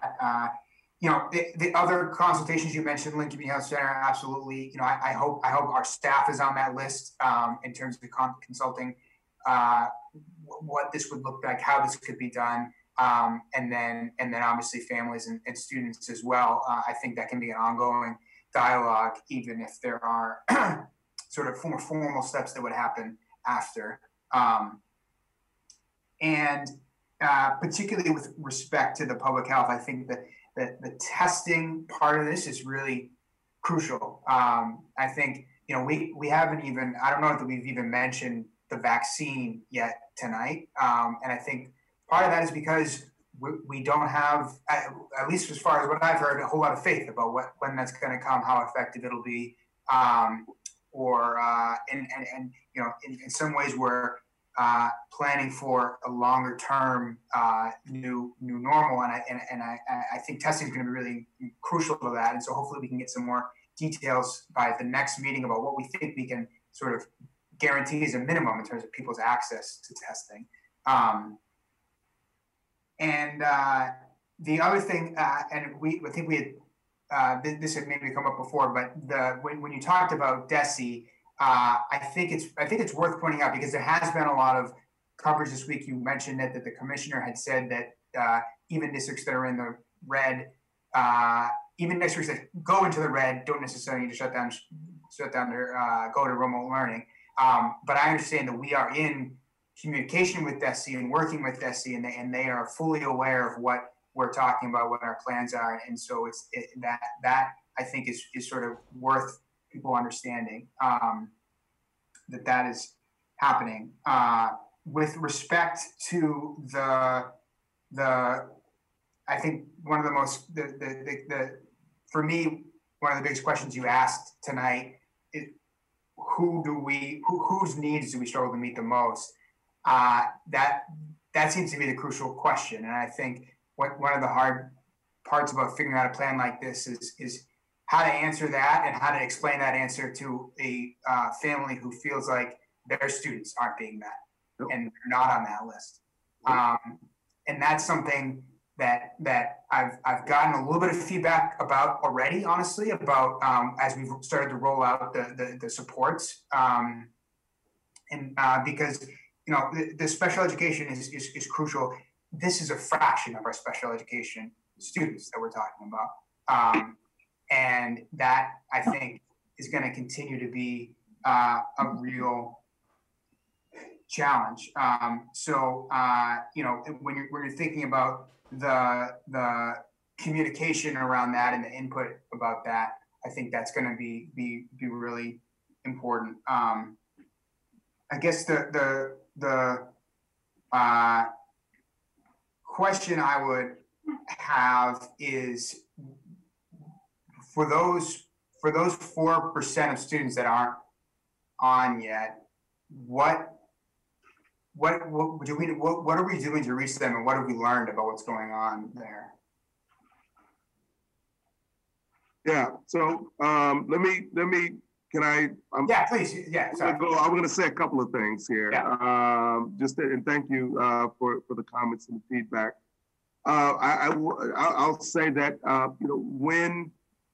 when we were feeling, or when I was feeling like this was going to concretely be something that I wanted to propose as a next step for us in this district, I reached out to the commissioner first and foremost. We're a community that's been in the red from the very beginning, and I'm going to be making a proposal for in-person learning for a high needs group of special education students. And he, in full support, and, told me that the associate commissioner would be in touch to offer guidance and support. I spoke to the director of Lynn Community Health. This is what I'm thinking. Please give me your feedback. I spoke to our director of nursing. Here's what I'm thinking. Please give me your feedback. And then I spoke to the director of the board of did I say our city's Board of Health? I'm not sure if I did. Here's what I'm thinking. Please give me your feedback. And there's unanimity around support for the proposal. I'd also say just really quickly, and I appreciate the observation of consultation. I mean, partnership and collaboration is one of our core values, collaborative relationships. We really believe in that. And so, obviously we're going to work really closely with parents, provided the school committee is in support of this. but I'd say also the students. And as is the case for many of our students who fall into that category of SLIFE, there aren't necessarily parents and guardians available to reach out to. And so those 8 cases were actually students themselves that we spoke to. And so, but going forward, we absolutely would be, when and where possible and necessary, connecting with students about next steps. And then as it relates to, we're getting close on Schoology, and an incredible effort has been leveraged by staff, with outreach. There are home visits. In some cases, there are families, and some of these students fall into the SLIFE category that we just can't make contact with, whether there was a move and we just don't have evidence of that, or something in that realm. We're encountering, folks who are really hard to connect with. That has not halted our efforts, and sometimes that means, talking to friends or talking to, if there's family members here, and oh yes, Pat Tutwiler, yeah, he moved to Malden. Oh, okay, great. Let's make that confirmation, and then we can follow the process to withdraw that student. So that's the kind of the effort is just, it's awe-inspiring. Staff is really going to great lengths to make connections with family, to keep them engaged, and where we're not, really taking out all the stops to get them engaged, or finding out what happened. Where are they?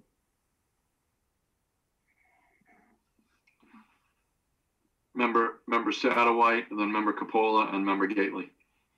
Thank you.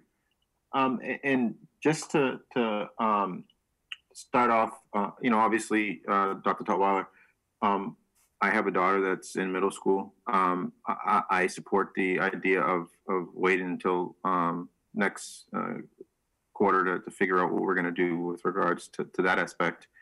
I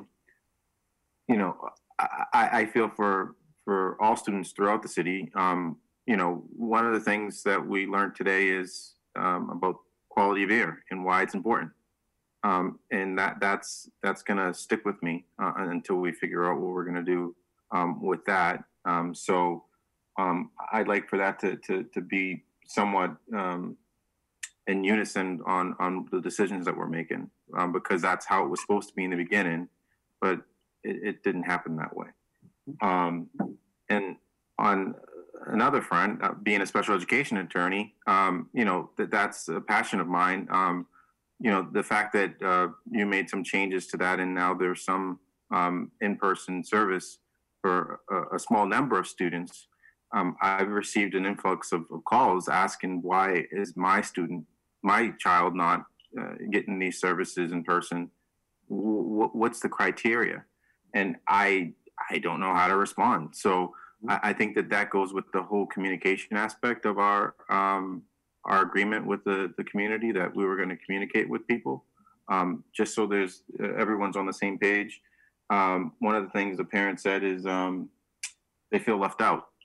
I don't want them to feel that way. So if you can get something to us to explicitly state what criteria was looked at by the SPED department, we can have an answer or a response. And lastly, one of my big concerns with the weather coming, they're talking about possibly snow tomorrow. What are we doing with food services when we're in this bad weather? Do we have a plan in place? How are we going to get food to these kids if we have 2 or 3 days where it's snowing and our schools aren't open up? How are we preparing? Are we having a forecast where maybe Mr. McHugh is meeting with the food services manager and figuring out what next couple weeks are going to look like because of the weather that's coming up? If the kids are not in school, we still need to feed them. So those are my 3 concerns: special education and communication. I'm fine with the opening being after the next quarter. We determine that. Food, and lastly, I know we need to work closely with ISD to checking on ventilation is one thing, but air quality and the other things are just as important. Agreed. I just quickly on the food. I mean, we're already prepared and practiced at offering multiple days of meals. You know, I mean, my team knows this. I'm a weather bug. You know, I study. Coming into this position, that was the thing that I worried about most. Am I gonna make a mistake on making a call as it relates to? But you know, with weather coming tomorrow, I mean, we're mindful of it. It's not, you know, a big issue tomorrow. We're talking about a dusting to an inch maybe. But certainly, you know, and I know that there's an agenda item on it later on that will talk a little bit about the weather protocols and, you know, because it's Monday, Wednesday, Friday that we do. They can pick up food. It's not every day, right? Kevin? That's correct. As we can give it now, but as far as the food update, we were doing just Monday, Wednesday, Friday during the day, and it's now been 3 weeks. We've been doing a 7-day box at night on Wednesdays, and you know, that's growing every week. I just got the Wednesday number.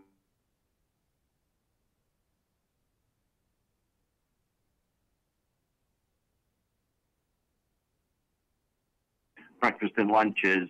And for the month of October, with 1 day left, we're up to, 66,000 for October. And in September, we only served 28,000 meals, just to give you a thing. So we are seeing a huge increase. We're heading in the right direction. We will continue to evaluate it and see where the needs are. I mean, for example, there are certain schools that are doing wonderful, and there's some that are struggling a little. So we're trying to keep talking to the people and seeing what we can do to make it more efficient. I mean, we do have a holiday coming up on the 11th, and we've already had a discussion on working around the holiday to ensure that we can get everybody all their meals as we normally will, and communicating out to the families so as they come by, they won't miss out on that 1 day. And Kevin, say we have a storm on the Monday. Do we have the leeway to work with the food services and lunch aides to come in on a Tuesday to make up for that day? Is that a possibility? Are we able to let the providers of the food, the ones that the companies that we get our food from, are we able to ask how soon do they need to know the orders before they can fulfill them? You know, that's where I'm thinking, contract wise, staff wise, food distributor wise. That's more so, you know, because we could just do an all call and say, hey, due to the upcoming impeding weather, the food will not be distributed on Wednesday. It'll be distributed on Tuesday or on Thursday. That's more my question, looking ahead and seeing all possible outcomes with bad weather, because I'm told it's going to be a bad winter. Well, I hope not, but yeah, you're spot on. It's a logistics issue, and actually, we do have a little bit of leeway. I think, you know, your point is spot on. I mean, if we do have the leeway with staffing, and we probably do have the leeway. I know we do. We try to keep an emergency amount of food. It may not be that. It may be what they call a shelf-stable lunch for that 1 day if we're off a day, but the rest would still be fresh meals. Workers are working every day, so that you know, for the most part, so that's not going to be an issue in adjusting people's schedules around. So we're going to be flexible, and I hope you're wrong on the weather, but we can do it. And I think the all call is, you know, obviously something that we can get right out to families, because we do want them to get the meals, and you know, we will be working with it, and we're aware of that, and that's why we've already started talking about the winter coming for that reason, because we have to be ready for it. Because I mean, especially if it happens on a Monday morning, like you said, Sunday night snowstorm comes. You know, it's not like we had one whole day to get ready for it, so we're going to have to react quick on that point. Okay, thank you, Dr. Stotwell. Member Capola, just a quick point on that. I agree. Hopefully, it's not a big winter. I think as we talk about the snow day protocols, we're talking about, that's where letting families know what would happen if there's a storm coming, what would be the schedule that would be different than the regular schedule. And I'm sure that's Kevin and the team can work out, but I think it's a really valid point. Member Capola? Yes, okay. On the testing, you're talking about Lynn Community Health Center. Eventually, would that be something that our nurses could do? That's a good question. I don't know. I would say that what the Department of Elementary and Secondary Education is proposing is something that could be done on site with a school nurse. The rapid test sponsored by a company called Binex. That is something that could be done on site with school nurses. The PCR test, the nasal swab, which is what Lynn Community Health does, I'm not sure. Okay. And in regards to people with the childcare issues, you say that they're already, have childcare set up. They don't want to lose it. Is there childcare in any of the places that we were partnering with to send over our paras? Remember you talked about that, and I'm wondering how that is going as far as the paras and the support in those places. Yeah, so I'll tell you that, and I've got a call actually with them tomorrow with 7 of our partner agencies who are providing during the day services largely for our kids. The general feedback that I've heard from a number of them is that it's going really well. Okay. There are no Lynn Public Schools paraprofessionals servicing students in those programs.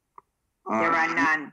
There are none. I mean, I remember the order of operations was to first find a meaningful role for them in our remote learning program, and we did that.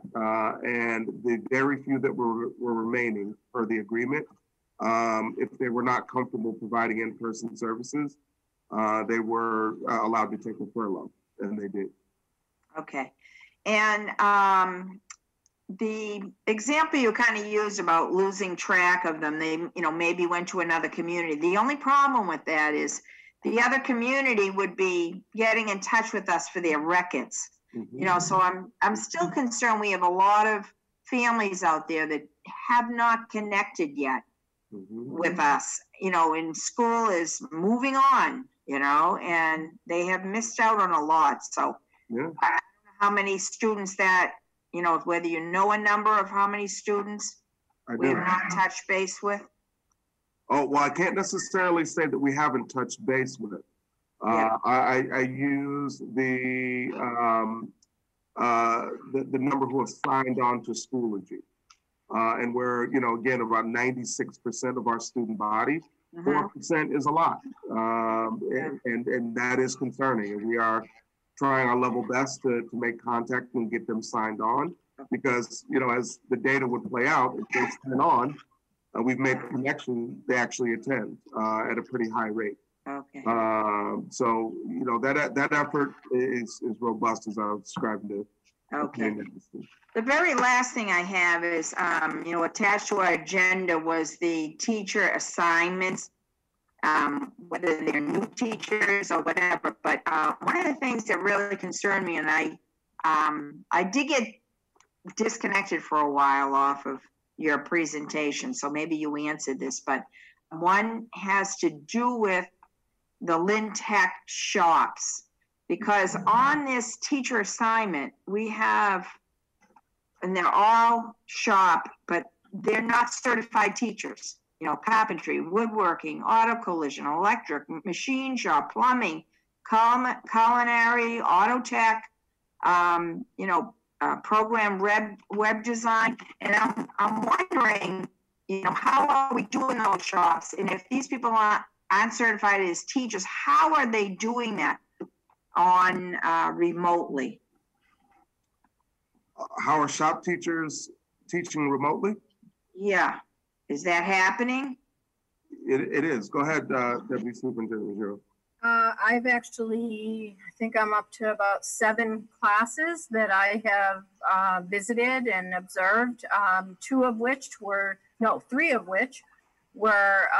vocation classes. I saw a cosmetology class. I saw a precision machine class. Can't remember what the third one was. But in all cases, they're basically doing demonstrations.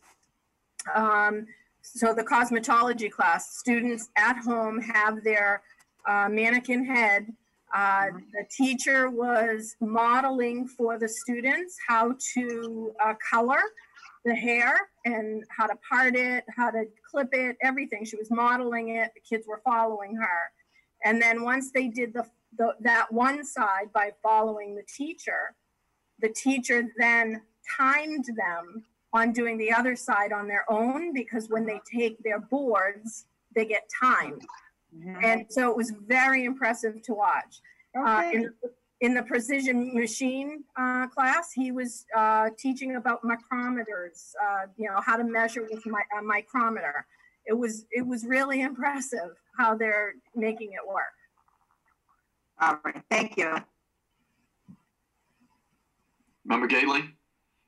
Dr. Tutwiler, thank you for that lovely PowerPoint and the forethought that you, the administrators, put into what the year is going to look like. We're going to do it by quarter. It is a fluid issue.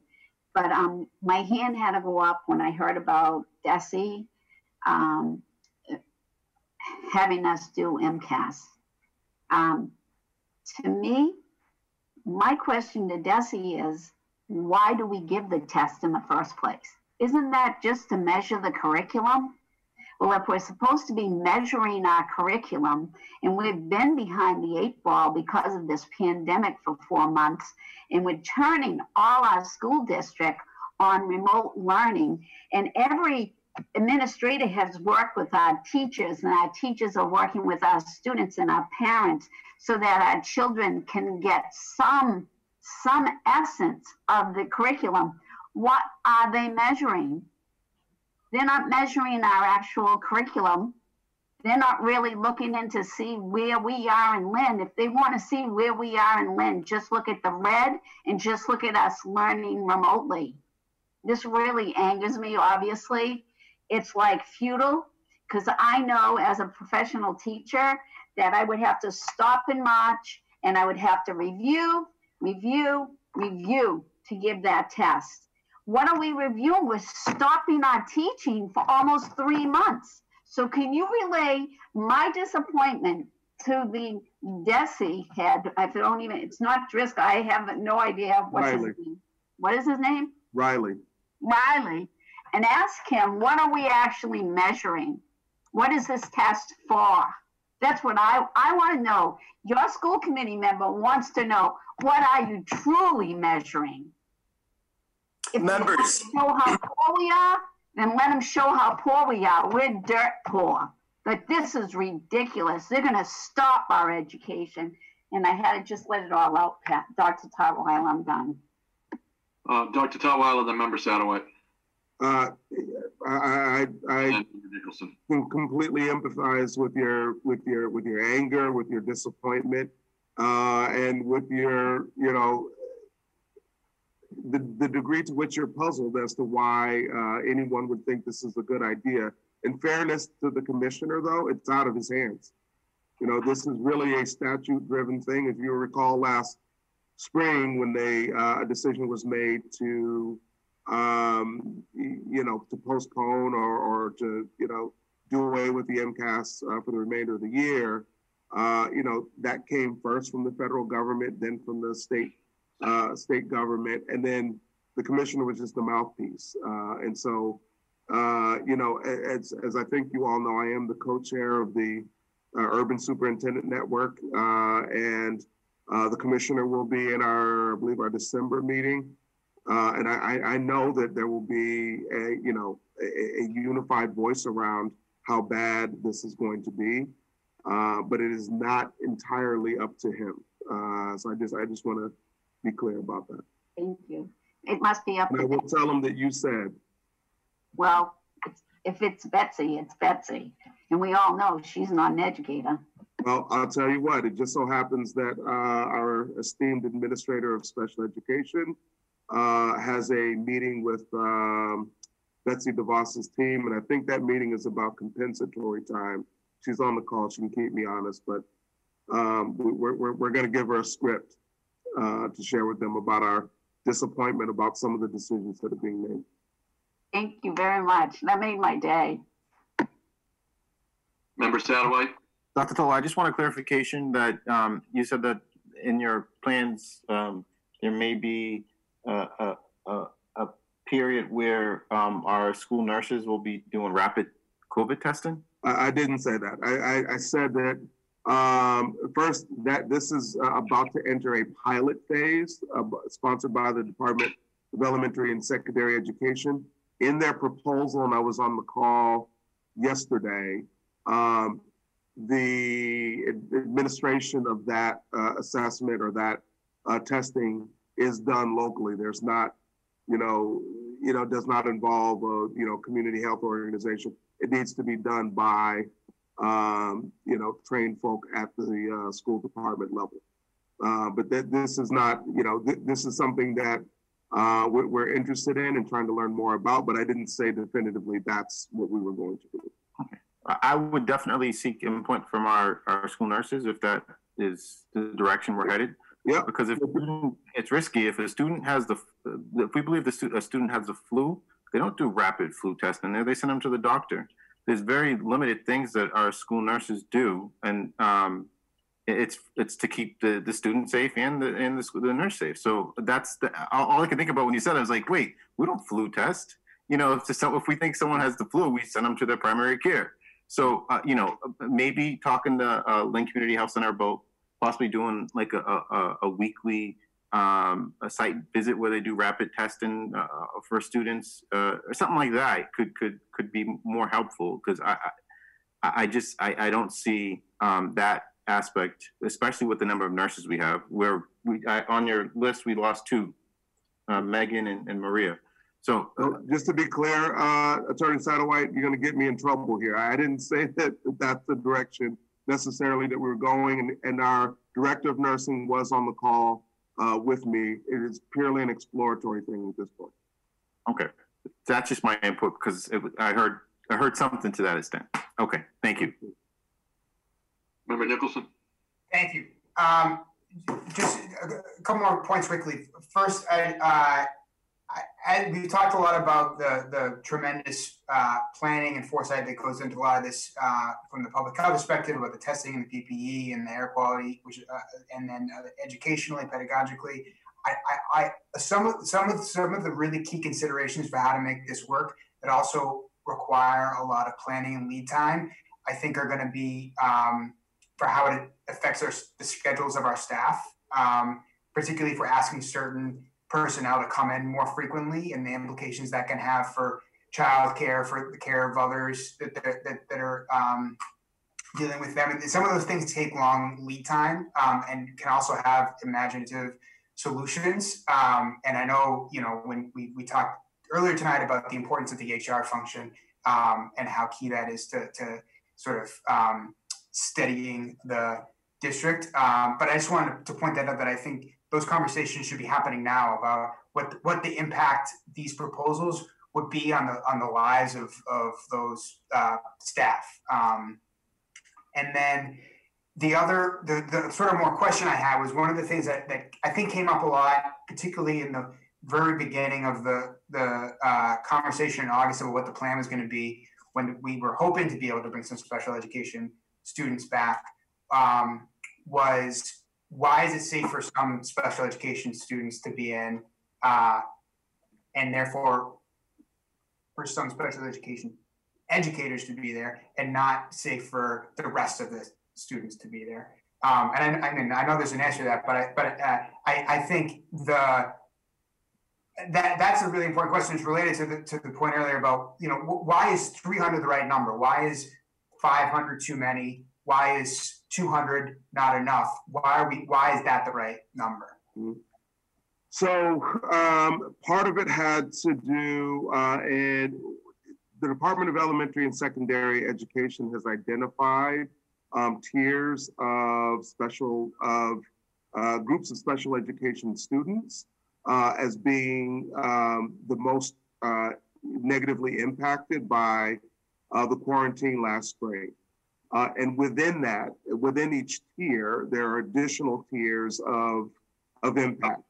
We chose the tier of students that were the most impacted by the quarantine, the closure last year, and continue to be negatively impacted now.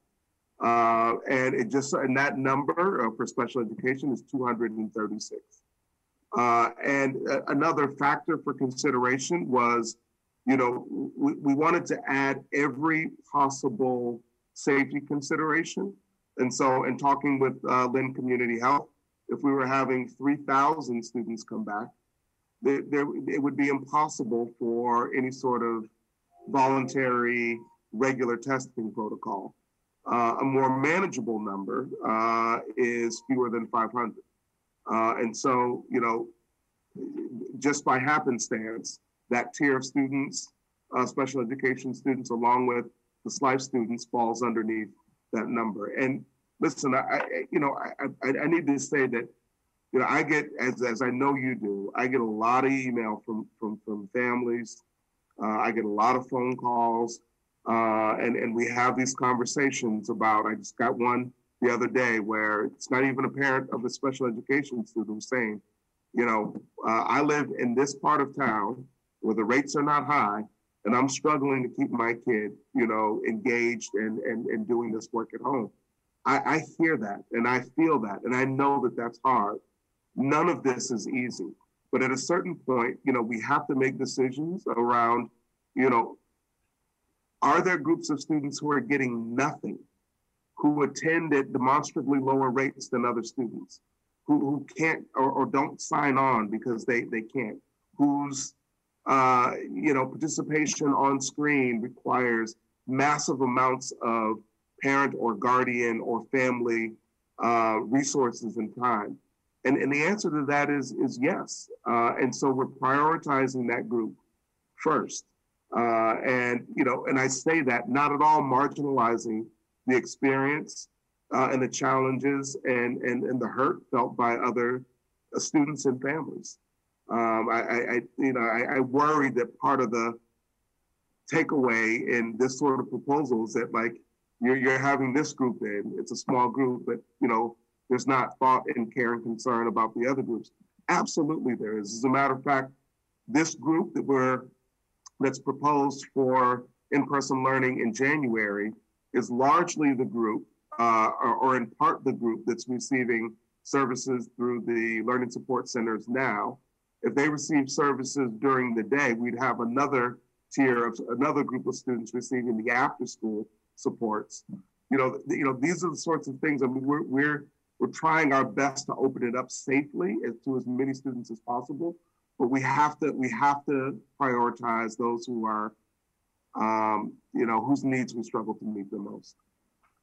And I mean, that makes sense. I know there's a lot of considerations here, but I just wanted to say quickly that, and this isn't about Lynn Community Health Center. I appreciate their partnership, but the fact that one of the reasons why we couldn't safely have more students back is because of our capacity to test the number of people that we could reasonably test. That's really frustrating because the tests are out there, and institutions that have the money to pay for them are able to make that work. Correct.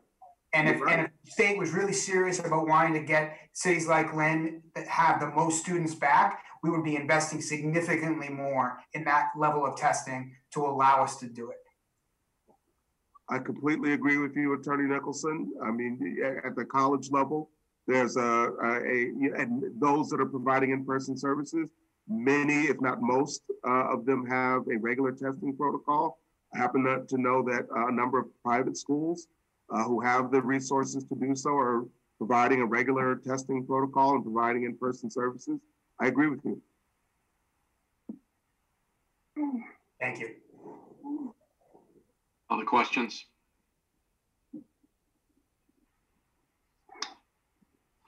Thank you. Thank you all for great discussion on this. Thank you, Dr. Tutwiler. As people watching can understand and hear, there's a lot of frustration here on a number of issues. And I think that's shared from all the members. Next on the agenda is new business. We'll start with First one, Dr. Tutwiler, there's a request to accept the donation of a car. Would you like to speak to that, please? Yeah, just quickly seeking the committee's approval to accept the donation of a new car, actually, from Mass Bay Community College to Lynn Tech. This is a new car that has all of the, new computerized technology that would allow students to learn the intricacies of that. And so I'm looking for the committee's support. Looking for a motion? I'll make a motion to request to accept the donation of a car from Mass Bay Community College to LVTI for training purposes. The second. Requires a roll call. Cassianis, Yes. Ms. Fuller, Yes. Ms. Ford, Yes. Ms. Gately, Yes. Mr. Nicholson, Yes. Mr. Satterwhite, Yes. Mayor McGee. Yes. Second on the list is another request for a donation, Dr. Tutwiler. Same tune. Many thanks to St. George's Church, who is generously offered to donate a scoreboard to Breed Middle School. Proposal, is there a motion? Make a motion to request to accept the donation of a scoreboard from St. George's Church to Breed Middle School. Second. We have a second. Roll call, please. Cassianis, Yes. Ms. Fuller, Yes. Mr. Ford, Yes. Ms. Gately, Yes. Mr. Nicholson, Yes. Mr. Satterwhite, Yes. Mayor McGee. Yes. Next on the agenda is another request for a donation. Dr. Tutwiler. Yeah, Staples of Woburn has generously offered various school supplies to Ingalls Elementary. I'm looking for the school committee's support that donation. Is there a motion? I'll make a motion to support the Staples donation of school supplies to Ingalls. Second. Second. Second. We have a second. We have a number of seconds. Roll call, please. Cassianis, Yes. Ms. Fuller, Yes. Ms. Ford, Yes. Ms. Gately, Yes. Mr. Nicholson, Yes. Satterwhite, Yes. Mayor McGee. Yes. There's an additional request, Dr. Tutwiler. Yeah, a local company, Cell Signaling Technology, has graciously and generously offered the district $30,000. This will go to the purchase of science supplies, and we've earmarked it specifically for Marshall Middle School for the purchase of supplies and a new sort of hands-on, exciting online science offering. Great. Is there a motion? Have a motion to accept? Motion to accept. Is there a second? Second. Roll call required. Mr. Cassianis, Yes. Ms. Fuller, Yes. Mr. Ford, Yes. Ms. Gately, Yes. Mr. Nicholson, Yes. Satterwhite, Yes. Mayor McGee. Yes. Those are all great donations. Thanks to all those who are donating to the schools. It's very much appreciated. Next on the agenda, Member Gately, snow day protocols for the upcoming season. Well, I've been talking to several people out in the community, and I've mentioned the idea that instead of having a snow day, if we have a bad storm, or if there's that question whether to have school and not have school, that we could have instead a remote day where they can stay at home, don't have to worry if the storm's coming in at 12 and where are they going to be. They don't have to worry about shoveling off their cars or getting their kids at school. I just think this is like a no-brainer. Then we know when we start, we know when we end for a lot of people for planning. I just think that a snow day having a remote day, that would be a win-win. I just remember one time I was driving to school. It was a sleety, rainy morning. It was so bad down on Bayview Ave, cars were driving down sideways, like literally sliding down those huge hills in the Highlands. So it would be beneficial to everyone, I believe, if we did snow days as remote days, so no one has to endanger themselves during that bad weather. So what do you think, Patrick? Dr. Tutwiler and the committee? Dr. Tutwiler, and then we can go to Member Satterwhite. Yeah, I'll just say quickly that about a week ago, the commissioner formally agreed with your suggestion, Member Gately, and made clear that all schools in the state are required to develop 3 plans, one of which was a remote learning plan. And the expectation is that the devices and the wherewithal, the systems, the structures to provide instruction remotely is there in each community, and that it would be up to the individual community as to whether or not they wanted to continue to have a school day, even when there's inclement weather, meaning all staff and students would still engage in a school day, but just do so remotely. Some districts, and I think this would absolutely be the case for us, if the committee agrees, are planning to designate it as a remote learning day. As you turn on the television or go on the website on a day when we're expecting heavy snowfall, where it would say remote learning is just a reminder to folks that school is still on. And in the event that there was, power outages or some other situation or event that made access to the remote learning platform difficult or unavailable altogether, then it would say no school, and it would be your garden variety snow day. It is absolutely possible, and so we're behind it 100%. Member Satterwhite? When I first got on, one of the things that I tried to champion was the Blizzard bag. I don't know if you recall that, Dr. Tutwiler. I do. But this is before COVID, okay? I still think that could be a solution for the electricity aspect of it. But my question to you is, this is only, it sounds like, applicable from when we're back in person or hybrid, that we would have this dilemma. When we're fully in person, do we plan to continue to use and pay for Schoology? Absolutely. And the others? Absolutely. Well, I'll spare you the editorial. Yes, is the answer. Okay.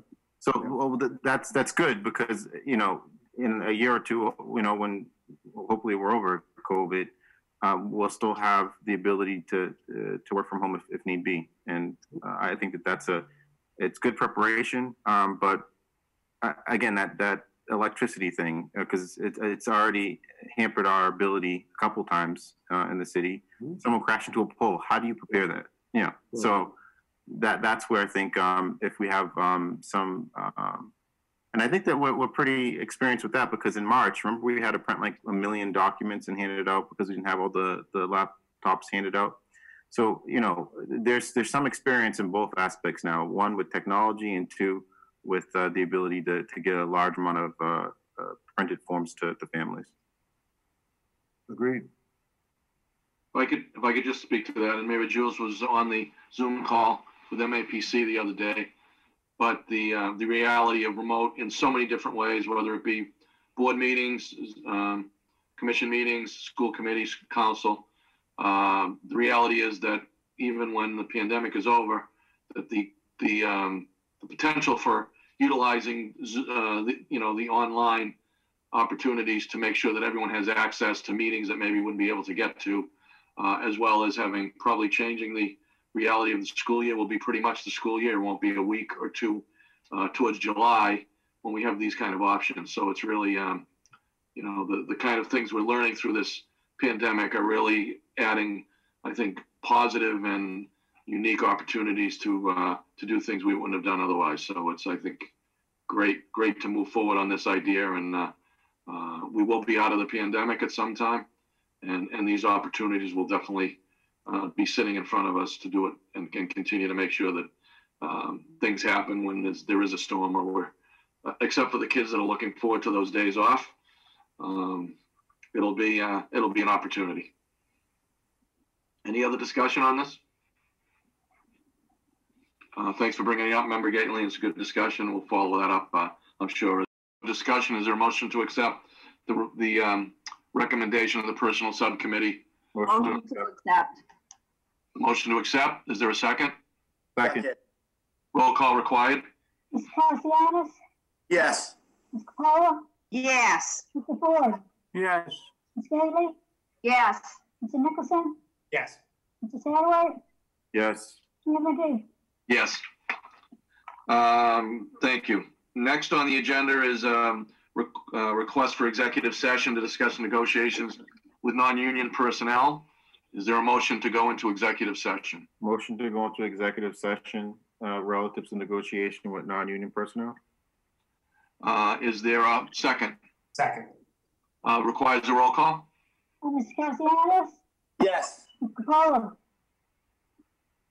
Ms. Capola? Yes. Mr. Ford? Sorry. Yeah. Yes. Okay, Ms. Gately? Yes. Mr. Nicholson? Yes. Mr. Satterwhite? Yes. Mayor McGee? Yes. Okay, that's at 9:25. Yes. Ms. Capola? Ms. Capola? Oh, yes. Mr. Ford? Yes. Ms. Gately? Yes. Mr. Nicholson? Yes. Mr. Satterwhite? Yes. Mayor McGee? Yes. Okay, back in the meeting. So We're gonna make looking for a motion. A motion to ratify the votes taken in executive session relative to the negotiation with the non-union personnel. Regarding all of the non-union personnel presented on the revised sheet from Kevin McHugh, we provided the raises according to what we provided to the other entities, Healthcare 2 and 2. And for our negotiation with regards to Kevin McHugh, we approved the raise according to what was presented to us by Mr. McHugh. John, do I need to be more specific? You can give the amount of that contract. Okay. So healthcare 2, and then the final figure would be 168. The motion on the table. Is there a second? Second. Second. Second. Requires a roll call. Cassianis? Yes. Ms. Capola? Yes. Mr. Ford? Yes. Ms. Gately? Yes. Mr. Nicholson? Yes. Mr. Satterwhite? Yes. Mayor McGee? Yes. Dr. Tutwiler, I think, do you have any further communication and information you would like to make at this point? Yes, I'm going to make it short. Yeah, great. Glad to hear it. Okay. I'm glad to hear your report is what I'm saying. Well, there is a whole report. Some of it got covered in the substance of the meeting. Part of it was related to the gift from the sales signaling technology. But I ended it on the note that I'd like to end this meeting, which is a shout out to Tyler Generazzo, a senior at Lynn English, who's been awarded the Christian Herder Scholarship. Talented individual with a very bright future. And the reason why I included him in the report is because this student reflects and exhibits the thing that I think we've all sort of grown into and embraced and needed throughout the pandemic, and that's perseverance. So congrats to that student. Congratulations. That's awesome. Great. And that's it? That's all you Motion report? to adjourn. Thank you. God bless you, Patrick. Thank you. Thank you. God Thank you, bless Pat. you, Thank you, Patrick. Dr. Tutwiler. Thank you all. Is there another motion that we're entertaining? Motion to adjourn. Is there a second? Requires a roll call. Okay. Ms. Cassianis? Yes. Ms. Capola? Yes. Mr. Ford? Yes. Ms. Gately? Yes. Mr. Nicholson? Yes. Mr. Satterwhite? Yes. Mayor McGee? Yes. Thank you all very much. What time is it?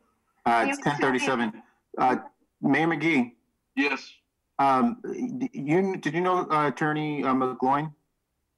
Yes. Oh, she used to be a Lynn public school teacher. I'm surprised we didn't mention her. Maybe next meeting? I think that's a great point. We should have mentioned her. We will definitely, in her memory, mention it at the next meeting. We'll make sure that we do it at the beginning of the meeting when people are available. Okay. And then I don't know who else is watching right now, but one of the most important things you can do as an American is vote. Tuesday's election day. Make sure everyone gets out and votes. It's your constitution. It's your right as an American to get out and vote. Thank you all very much. Have a good weekend. Thank you. Have a great weekend. Good night, everybody. Good night. Good night.